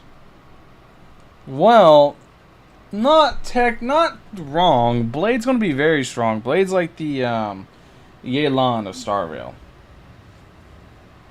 Right? Blade has like Yelan shit in the fact that Blade scales purely off max HP. Everything Blade does scales off max HP, and the multipliers aren't exactly small. They're pretty fucking high. So it's going to be pretty good, I think. Would it... Actually, you know what? Because there's so much attack available in Star Rail, it's actually not... So, actually, no, it's not going to be as valuable. No, it's not. Max HP scaling is not as valuable in Star Rail. Like, let's think about it realistically, right? In Star Rail, like, 4k HP is a lot. In Genshin, 80k HP is a lot. There's, like, they're completely different scalings that you can reach. So, like, in Genshin, you get, like, 40% max HP. That's huge. That's big dick damage. In Star Rail, you get 80% max HP. 80% of, like, 4K is, like, what? 3.2K or some shit? 3.3K? Somewhere around there? It's not a lot.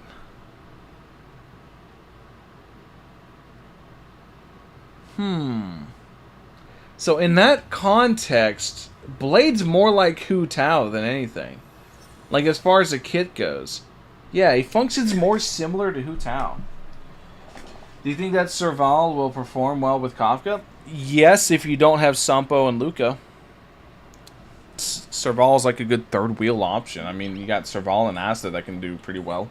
But just Sampo and Luka with her just seems so fucking strong. You have multiple sources. You have Bleed. You have Sampo for DOT amplification. You have Sampo for break because Sampo attacks 6 times, which I'm pretty sure is the most in the game. Actually, no, that's not true. Jing Yuan has 10 times. So, outside of Jing Yuan's Lightning Lord, which is not very consistent, you have Sampo, who's one of the most reliable breaks in the game, who's able to apply DOT and also buff DOT. I just don't see a reason to bring Serval, is the only thing. I think Serval will function with Kafka, but it's just, I don't see a reason to.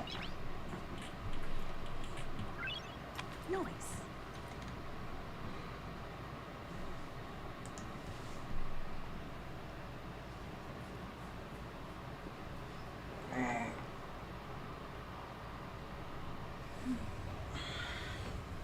Because I'm going to be real, if you ignore Bleed, you're silly. You're silly. That the effect is so fucking strong.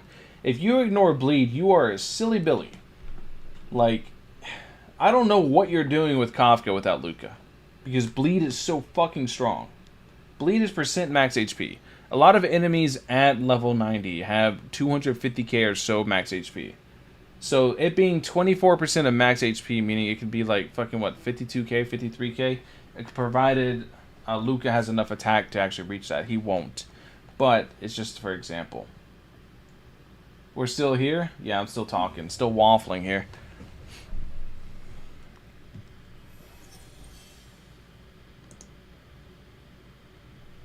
What is this? I've been seeing a handful of people and some content creators leaving Honkai Star Rail. Or really not so much leaving, but say that they're taking a break. And the game's been out for just over a month, so it hasn't been out for that long at all. And the reason is because of the lack of content. And I kind of agree. After the first week and a half, I hit Trailblaze level 50. Welcome to Hoyo Games! Woo! This is why you play something else! Welcome, everybody! Da da da da da da da.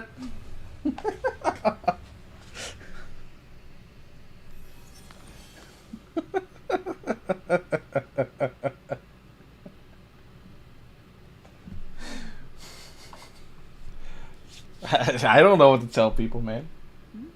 They all think it's a main game. Yeah, you just play it. You log in your 15 minutes, you log out. I mean, yeah, no, you're spitting right now. Crispy goodness better than fucking fluffy pancakes? Absolutely. I like my crispy. I don't like fluffy.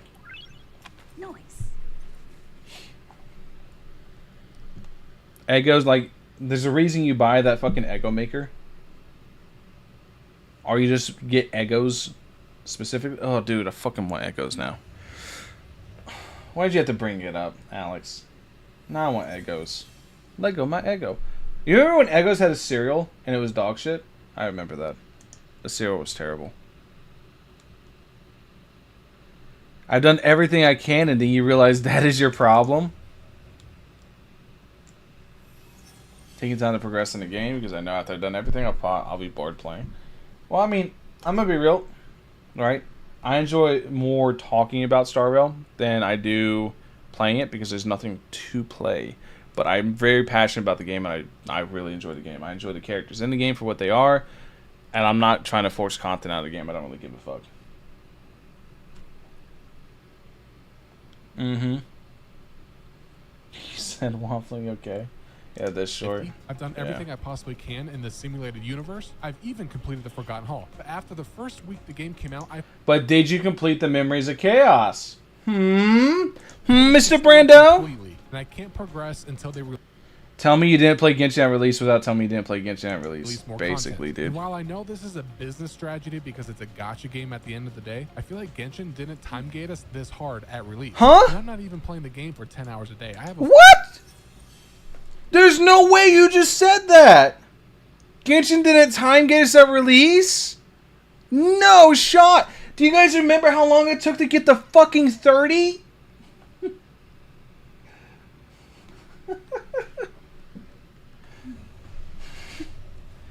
Because you could only progress so much, and that's... If I no life then, that shit took me like 2 weeks. And you had to get like what? What was it? You had to get like 28 for the last leeway quest? Or something like that? Genshin was so much more time gated. I guess because they ran around like finding chests. I guess they thought that was content. Let me run for 7 hours in a circle to find this one chest I missed so I can 100% explore this area. Content. The cereal wasn't bad? I thought it was pretty bad. Straight around the content, what did you expect? Yeah, I mean, like, this is exactly what this comment's saying. No, scroll back up. Wow. I've been seeing a handful of people and some content creators leaving Honkai Star Rail. Or really not so much leaving, but say that they're taking a break. And the game's been out for just over a month, so it hasn't been out for that long at all. And the reason is because of the lack of content. And that's how you could tell somebody did not play Genshin at release. Oh yeah, Genshin time gated the shit out of us. Trailblaze level 50. I've done everything I possibly can in the simulated universe. And not to mention, even after the time gate, right? Even after the time gate with Genshin, the first event was so fucking mid. It was more mid than the fight arena, and everybody was like, "Oh, the fight arena is so boring." The first event in Genshin was so fucking mid. You would beat it in a day. You would get it all done in a day, and then what was there to do? You would get it done within 40 minutes.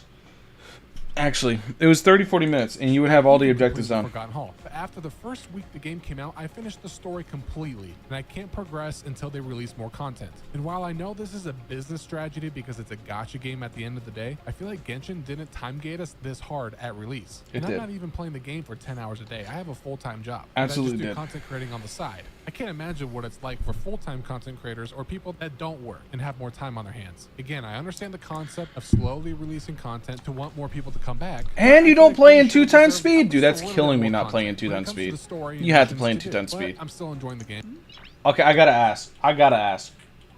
Who here doesn't play in 2-times speed? I swear, if one of you do, I'm going to be so confused. It literally like bothers me noticing something's not in 2-times speed. It looks like it's in slow-mo, dude. Like, whoa.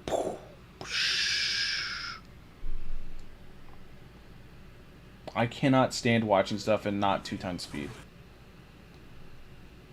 Okay, so it looks like Honkai Star Rail has officially revealed what our Maxie, then I put it back. Actually, I'm gonna be real, Envy. I love you, but I don't care. I already know. Even Locha can't save tank. Wait, chat, watch the Lightning Lord, okay? I'm gonna auto here. It has 8 stacks. Does it full heal me? This is the Jing Yuan Luocha combo you want to see. We have the Abyss Flower up. Lightning Lord should full heal my team. Watch this. It does not, because Lightning Lord counts as 1 overall hit. It counts as an attack. Well, no, it doesn't count as a hit. It's 10 hits. It counts as so. You got to know the difference between hits and attacks to know why this interaction doesn't work the way he thought it does. The Abyss Flower heals per attack on the enemy. Lightning Lord itself is 1 attack. 1 action, 1 attack. But he is 10 hits. Now, if it healed per hit on the enemy, different story. Never mind. It sucks. Okay, we can auto now, though. Is that his tank Ting Young at 2500 HP? It's not amazing synergy with Jing Yuan. We tried it. Oh my god, holy shit, Jing Yuan, please stop tanking. Oh my god, stop! Ah! So, do you know why his Ting Young tanked everything there? We actually pulled it up. Let me see, where's it at? I have it over here somewhere.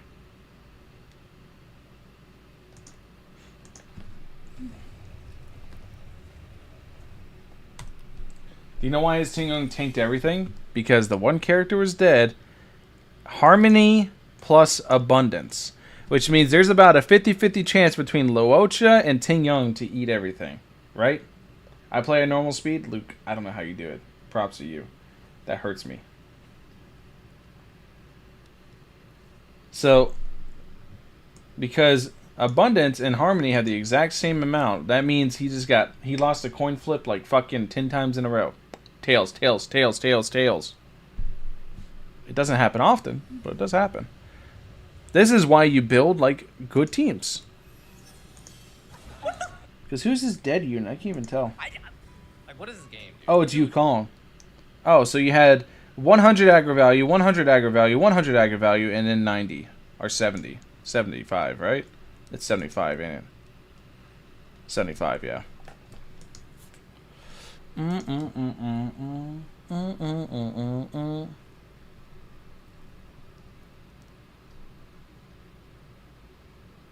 I love her. Kafka's a familiar face at this point in the story. Oh, this is the mommy thing. Trailblazer set eyes on it. Meaning She's our Kafka must have mommy. been there for the Trailblazer's first words. He Her gave first birth to step. us. No wonder so many players are calling her. Okay, Hey yo, Albert. I love her. Yo, I'm down with Albert being thirsty for Kafka. Noise. Skip. But when does this game get fucking good? Skip. That's so true based on the internet right now. Everybody's like that with the big tittied fucking boss. Everyone's like, oh my god. Everyone knows they don't know her name. They know damn well she's never going to be summonable. Offered to record this for me. Yo, where's my Star Rail shorts? Nothing of that has anything to do with Star Rail. Basically all weeks. All everyone knows is just big tittied waifu, which is based. For the new 1.3 characters, Fu Xuan, Lynx, and Bebeter Lune. Now, so with Gigadan is going to be sick. But, here comes the issue with Gigadan. He's going to use the ever-living shit out of your skill points. So until something like Hanabi comes or something like that, your whole team's going to be coping on skill points. But what you can do is you can do shit to set up big turns with Gigadan. use stuff like Ting Young with Yukong. Like, here's a good team, for example, with Giga Dan that I can think of. Is like Locha functions passively. Ting Young needs only use 1 skill point every 3 turns. Yukong uses your skill point situationally to try to set up very big nukes. Now, the way this is going to play out is you can use Giga Dan's 3 points not every turn. You don't have to pick and choose. But you're going to be able to set up very, very big turns using Yukong, Ting Young, and Giga Dan to just blast shit. Like, it's going to be very skill point heavy. You're going to have to be very specific on how you summon. Or not how you summon, how you play. It's going to take a brain, basically. You're going to have to think. Nice.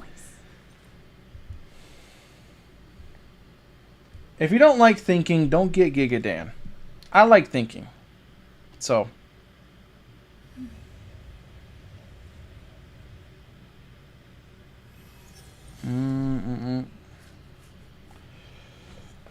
Start maximizing your support builds. Want to know how... Wait. Fucking Yukong right here on the front is... That hurts me. You know how much I want to, like, choke people? Nice. He's a new Gamba girl, but no Gamba. So, the thing is with Yukong, you don't want to build Yukong as a support. You want Yukong to be off damage.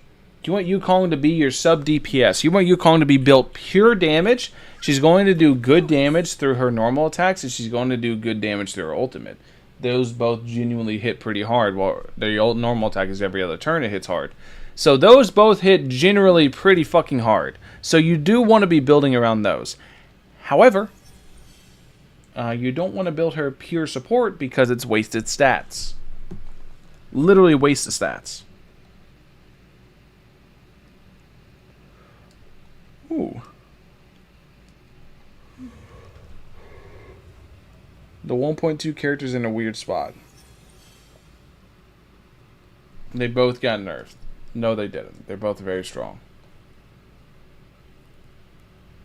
I mean, they did, but they didn't. I mean, Blade got nuked compared to what he was, but he's still very strong. I don't think he's going to be as crazy as, like, Sela, but yeah. Nice.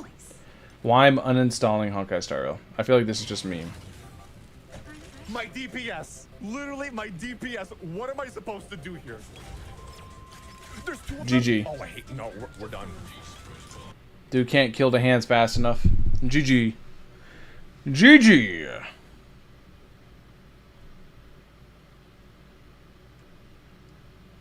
Intash is still playing Star Rail? I thought he quit. I thought he's Diablo now.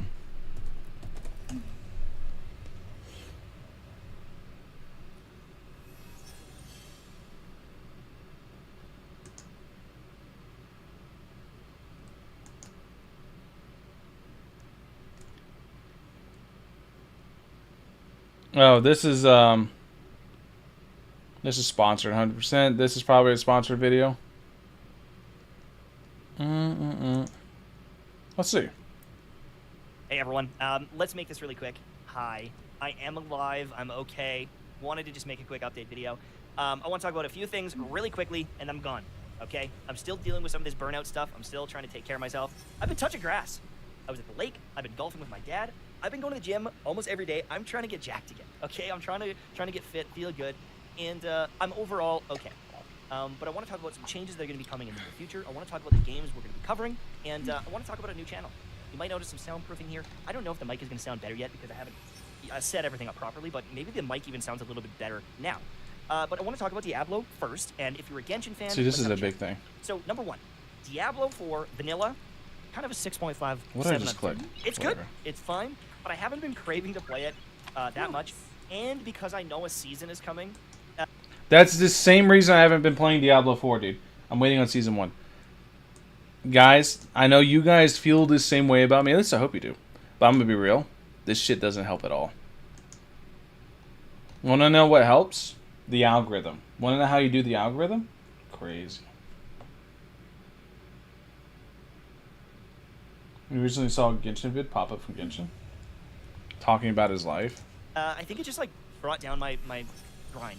I know that I could go fight Uber Lilith, but I just, like, for some reason don't care because she doesn't drop anything cool. Want to know why? Because this... Welcome to Path of Exile. Anybody that's played Path of Exile knows how this plays out. Path of Exile normal? Okay, so anybody that's played PoE can agree with me. Playing Path of Exile standard, not the seasons, but playing standard, fucking sucks. It's boring. Like, you don't get the power trip fantasy. You go play a season, the seasonal shit is broken as fuck. You take whatever the new season is, you stack it on your character, it's broken as shit, you get this power trip fantasy because you get these giga broken builds, and you just run down every fucking boss in the game like they don't exist. Like, you go to an in-game boss and like a speck of wind, just poof. Like, that's how Path of Exile is. Actually, the in-game bosses are still very fucking hard. That's why they introduced uber difficulties. But you get the idea.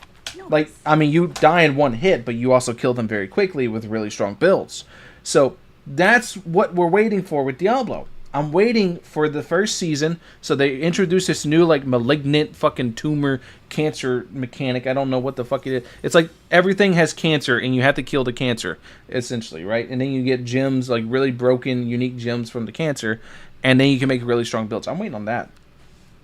And I'm going to make some crazy fucking builds off that. Because what happens is, at least what they do in PoE, is they release new mechanics, they release them broken as shit, and then they nerf the fuck out of them after the season. That's what I'm waiting on. If she had a unique piece of gear or something like that, oh, I'm in there. I'm grinding. Trust me. If she had upped rates for the uber uniques, I'm there. I just don't really have anything to chase. And honestly, the sorcerer, using the same ice shard build all the time, got boring. And I dove in to a couple other classes, but it's like, I'm just going to do this when the season drops anyways. Should I really be doing this? Exactly my thoughts whenever I started making like a bunch of characters. But on the 25th, I'm also going to be doing a hardcore character for a sponsored stream with Taco Bell, and we're going to be doing a bunch of giveaways and stuff, give away some game stuff, give away some tacos. It's going to be great. But I'm going to try the new season. This man's sponsored by Taco Bell? I'm fucking jealous, dude. I love Taco Bell. I'll see what I can do. But we're going to have to judge how good this season is, and if I actually continue covering Diablo, because honestly, I am a bit let down. It's not the game I hoped it would be. I think that after so many years of Diablo 3 and seeing all of Path of Exile, I thought they would do better, if I'm being honest. But Path of Exile 2 is doing their ExileCon thing, and I hope they release more information about the game. If Path of Exile 2 ends up being good, if you're a Diablo fan, that game, I think we should check out together. But if you don't want to watch my stuff because I'm not grinding Diablo, I get it. It's all good. Don't stay sub to me if you don't want to watch that, you know, the stuff I'm covering now or later or whatever. It's all good. As for the Genshin, have fun, Straxus. Have fun, my dude. Lost some subs. Oh, I think from MTash, I got you. I've been burnt out from the game for a long time, and you know, I think I've accepted what the game is, and I have accepted that I want to play it. I've looked at Fontaine. I haven't done a lot of the Sumeru region with that new dragon stuff, and I just want to play it. I want to find out what happens in the story. I do care about that stuff, and I don't care about the relics. I don't care about endgame. If it somehow gets added some cool stuff, that's sweet. But honestly, I just want to play with the community. I want to cover it. I want to do decent on my own channel again because I built such a big Genshin audience. I want to dabble maybe with Honkai Star Rail, but honestly, if I'm being 100%, Honkai Star Rail getting pretty boring for me. Genshin Impact, I want to dabble for a bit with Fontaine, but realistically, I'm looking towards some of these future gacha games that are competing with Genshin because I'm really curious about them. A lot of people DM me about Wuthering Waves saying, hey, that game looks amazing. I want to try it. And I think that I have pigeonholed myself a little bit with the gacha stuff, but that's okay. It's a big audience, and like I like a lot of the games. I still play Epic 7 almost daily. No, I do play daily, let's be honest. I do like some of the gacha stuff. As long as it's free-to-play friendly, yada, yada, yada, if they've got stuff to do. So, here's a question for you guys. How many of you guys play multiple gacha games? Be honest now. No judgment in chat. I want to know. Because I know right now I'm playing 3. Right? 3.5. One I log into every now and then. I played Dokkan right now. Just right now because there's an Annie going on. Legends. And then I play Star Rail. That's it. I play like 5. I play 7. Jesus Christ, final. 3. Okay, now here's the fun part, right? Here's the really fun part, right? How many of you guys spend in multiple gacha games? I don't spend money in Dokkan. I did spend $8 in Legends for the pack because I got really lucky and I was like, you know what, Legends, you deserved it. I try to keep my spending to one gacha game. So I want to see how many of you guys spend in multiple. Spend in 3, I spend in 2.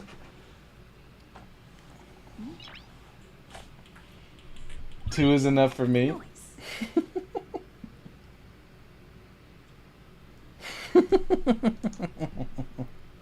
So I will get back to the Genshin stuff very soon. I want to play some catch up. I want to make some guides, and I'll give you my thoughts on the characters here and there. Gotcha gamers are fucking mentally ill, dude. All of us are. It's something I'm. And you want to know something I really actually I genuinely dislike this.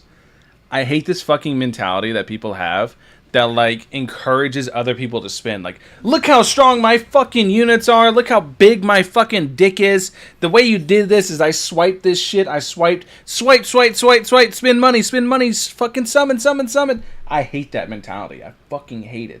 Because I think it's like so nasty to like encourage the fucking mental illness that we all have creeping deep inside. It's just a matter of realizing it's there or not. We're all mentally fucking ill for playing these games and spending money on PNGs. But I hate this I hate the mentality. I hate it. I hate how it's encouraged. I'm like, I call it as it is. I think gachas are a blessing and a curse. I think the ability to bring these really, really good, like just good games, generally good games, completely free to play to a very massive audience is fucking amazing. I love the gacha system for that alone. Because there's people, like maybe younger people who don't have access to, or whose parents aren't well off, or there's people who just aren't well off in general, who just don't have the money to be able to buy $70 games. Like they don't have the money to be able to afford that shit. So they play these free to play games instead, just with what they can.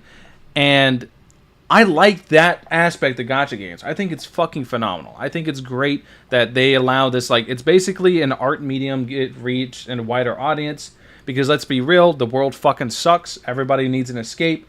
I think gacha games are a much better escape than fucking drugs, alcohol, or anything else. So I think that's amazing, right? So that part's cool. Nice. But the actual like predatory what is it? The predatory fucking I'm trying to think of the word. Like mental shit that goes into it. I can't think of the fucking word for it right now.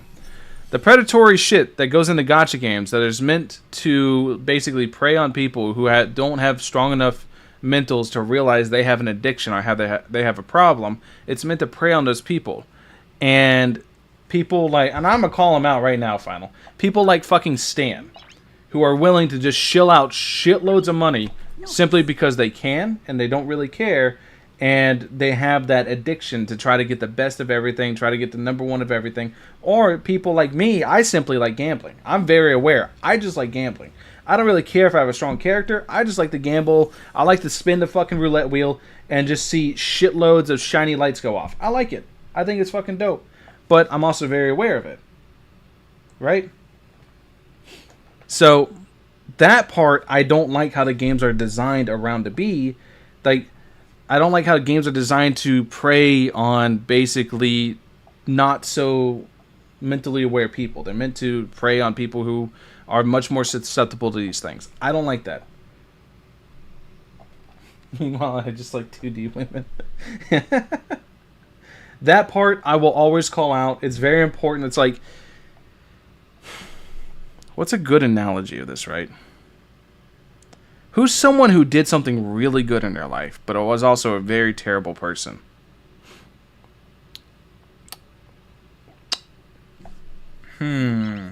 Walt Disney. If you guys don't know, Walt Disney was notoriously a racist and an anti-Semite. Oh, he was very racist. But he made Disney. He made Mickey Mouse, right? So, so it's like, while he did very good things, we can look at the good things he did and be like, wow, that's awesome. He also did some very bad things, which was, you know, racism and anti-Semitism. Very bad things. But he made Disney. So it's like, A, bad, A, but he did some good. But he did some very bad. But he did good. So, I think it's important to acknowledge that. I was working with it. I'm not getting into any of that. I was just trying to think of a good example. Doing as a business decision, but it's not necessarily a passion decision if I'm being blunt with you. I'm very blunt with you guys. I tell you guys the most honest things. I am getting very sick of the rat race of gaming, and I don't think it's even Genshin's fault. It's just like, I need to keep the lights on. It's my job. I built this gaming thing up. But I'm still looking for that next game that I want to fall in love with. Maybe it's Starfield. Maybe it's something else. I don't know what it is. I just want to play a game and want to get on each day. And I haven't had that for a very, very long time. Genshin literally killed this man's passion for gaming. Holy fuck, I feel so bad for Imtash. He forced himself to play Genshin for so long that it went from being a hobby and a passion to a job. And the second it did that, it fucking killed it. I promise you it killed it. Holy shit, dude. Genshin literally killed his passion for video games. That's wild. Down the road, I'm sure I'll play it. I want to be a gamer, first and foremost, and I want to be able to keep the channel alive and, you know, provide for my family, but I also need to have fun. I need to enjoy the games I'm playing, but I had an epiphany while I've been gone. If you've ever been in any of my live streams, you may have noticed that I do sometimes ramble off or talk about money. I talk about finances. I talk about investments. I talk about my house. I talk about when I went to school. I talk about my old jobs. I find it very interesting. And I think I'm going to be making a channel talking about that stuff. I want to talk about 17-year-old Mtash, who is a father, and how I saved my money, worked my ass off, and was able to provide for my son, go through university. I built this amazing brand. I want to talk about it. Completely free to the public? Yeah. I want to tell the story about how I sold 40 billion RuneScape dollars, RuneScape gold, and provided enough money to pay for 2 semesters of my school. I have some new, Wait. He genuinely made fucking... Dude! He made money RuneScape playing the Grand Exchange. That's based. I respect the shit out of that. Do you know how much that hustle would have been? That's thousands of in-game hours, dude, playing fucking shitty wood or fucking magic log stocks. Because I know what he probably did. Because there was like... So, basically, you could buy up a bunch of a resource inside RuneScape in the Grand Exchange and drive the fucking price up. Because I did this shit multiple times too, but I never sold the fucking gold. I just turned it into stupid shit. Wasted my money. But what you could do is you can monopolize resources inside RuneScape. Like, for example, there were some hard-to-get quest items that you could buy up entirely and then raise the shit out of the price. And people, out of convenience, will pay your giant markup rather than go and fucking farm the item themselves. Pretty cool, lavalier mics. Oh, I was... I've got new microphones. I manipulated the shit out of market whenever I was a kid in RuneScape. I did the same thing in PoE. Holy shit. Dude, my friends should tell you. Oh, I scammed the shit out of people too. Whenever we're playing PoE, because PoE has open market, we play PoE on console, right? So in PoE, there's this thing called, what is it, Tabby? I can't remember. It's something Tabby.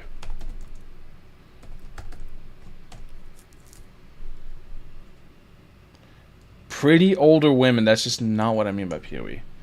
What was the fuck? I can't remember what it was called. White shirt. Nice. Path of Exile. White shirt. Tabula Rosa. That's what it is. The Tabula Rasa. This thing.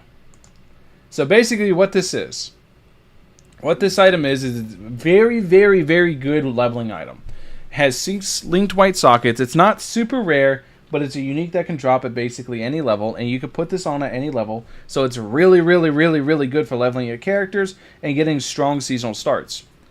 So this item is very, very, very fucking popular for seasonal starts, right? So what I got me and a couple friends to do, because I was already in-game within the like a season started within a week, I was already in-game and I was farming a shitload of money. So what I decided to do, because I'm an asshole, I know how valuable this thing is to people who care, like to people who are leveling. And I know how much people will want to pay for it. I know how much people will be willing to pay for it. So what I did is they were going for 20 chaos, which I'm going to like... I'll just translate it to like dollar cents, right? So they were going for about 20 bucks, right? I bought every last one on the market and then I relisted them all for $80. And people paid the $80.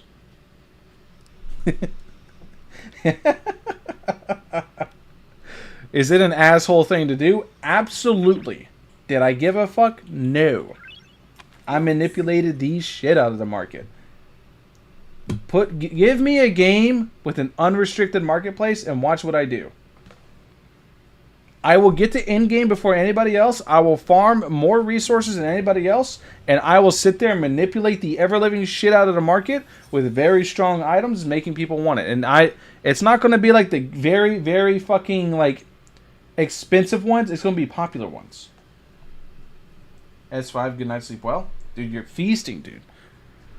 Put that shit on Luka and give Kafka Welt's Light Cone. I know you got Welt's Light Cone. You summoned like 1,000,000 times on the stand banner. I seen that video. That's what I'm doing. I'm putting good night sleep well on Luka for the dude. That damage percent increase on the fucking bleed damage.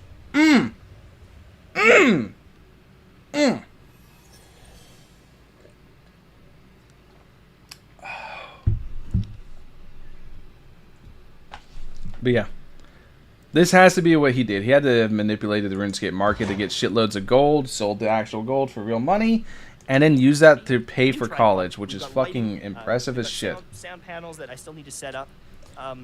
Unless there's no way he actually grinded 4 billion fucking RuneScape gold. I refuse to believe that. Basically double, dude. Yeah, no. Good night sleep well's nutty. Very different stuff, and make a new channel to talk about that stuff. I want to talk about losing a bunch of money in the stock market. When Genshin popped off, I invested, things kept going down, I lost more money, and more money, and more money, and at the end of the day, I lost 500 grand. But I didn't sell. I kept buying, kept buying, and now, a lot of that stuff is up. And I had the patience, and I kept buying the dip, and you know, it turned out okay. And I'm not a pro investor, but I think it's an interesting story that I can at least talk about. And I do find that stuff super interesting, and I don't know if the channel will succeed.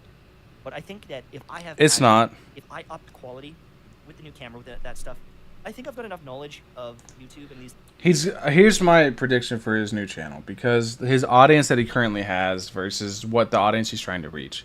I think he'll do like maybe 5K, 10K views a video, which is really good for like a channel like me. That'd be insane, right? But we go to his channel.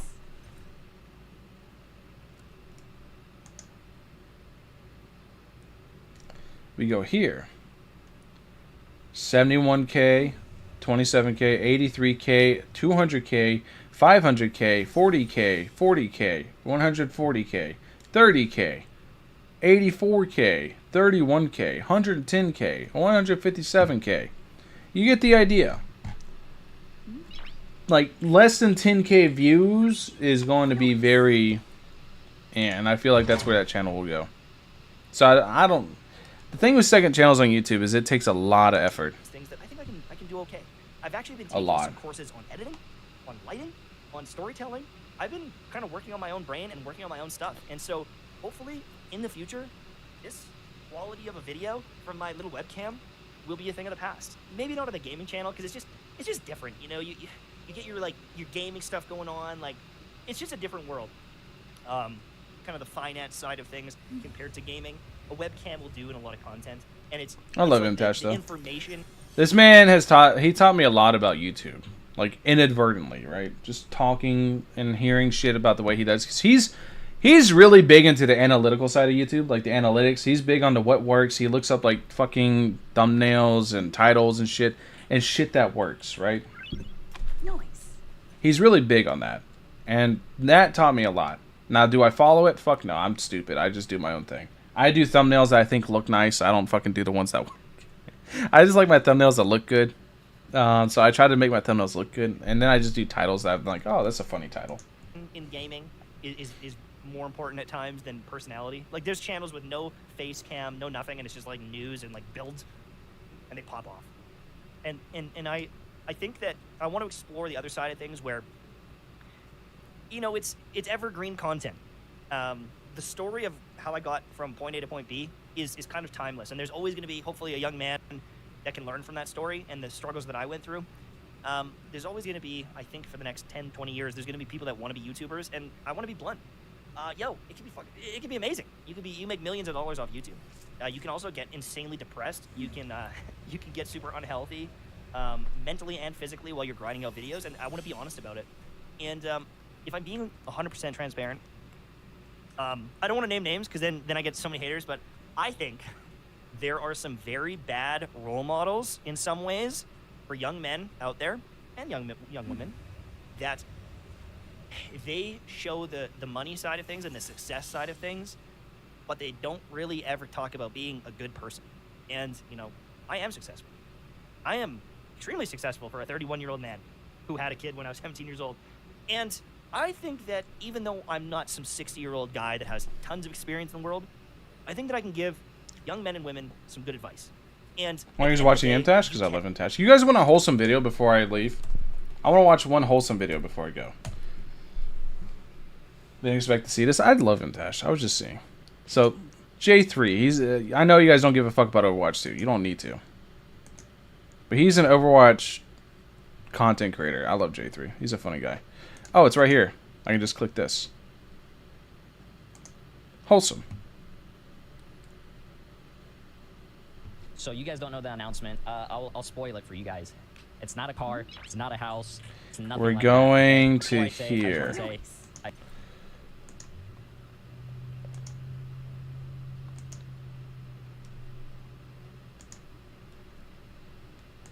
I'm here.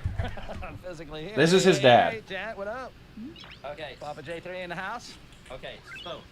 Okay. Chat has a surprise You live for 3 hours? Okay, it's not silly string, is it? No, Okay. it's so they have a surprise for you. It's basically they did it, not me. Okay. Okay, so they have all the credit. Okay. Okay, you ready for it? I'm looking forward to follow me. Where's it? Where's You ready? that? Okay, close your eyes. You Okay, ready? yeah. I have to get it. Hey, chat, make sure you're looking at the cam. He's not cheating.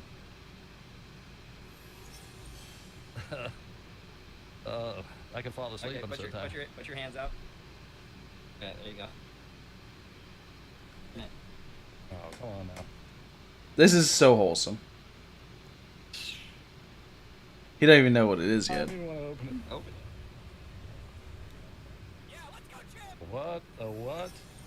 That's paid off. What? No way.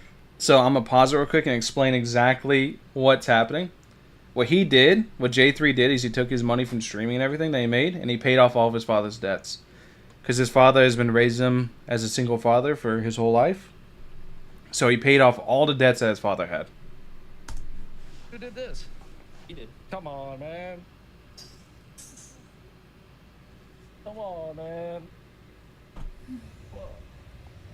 Leave you guys on something super wholesome. Oh, Lord. God bless. Oh, man. Come on now. I guess I don't got to work anymore. God bless y'all. God bless. Look at this huge is right. Oh, man. Lost for words. Bless y'all. All I can say. Just got home from work and took a shower and just got the surprise of my life here. He's just trying to talk. Appreciate it. This man's in shock. Wow. Thank you guys. God bless. Nice. Wow, dude. Amazing. Chat, without you guys, I wouldn't be able to do this. Without your guys' continuous support, you know, I appreciate it. You guys are amazing. Anyways, chat, no, honestly, love you guys. Obviously, he cut the video short because, you know, you're going to spend a day with Poppy at the end of that. But yeah, I'm going to call the stream there. I wanted to end it on something wholesome for you guys. Something very happy. So you guys have a happy day.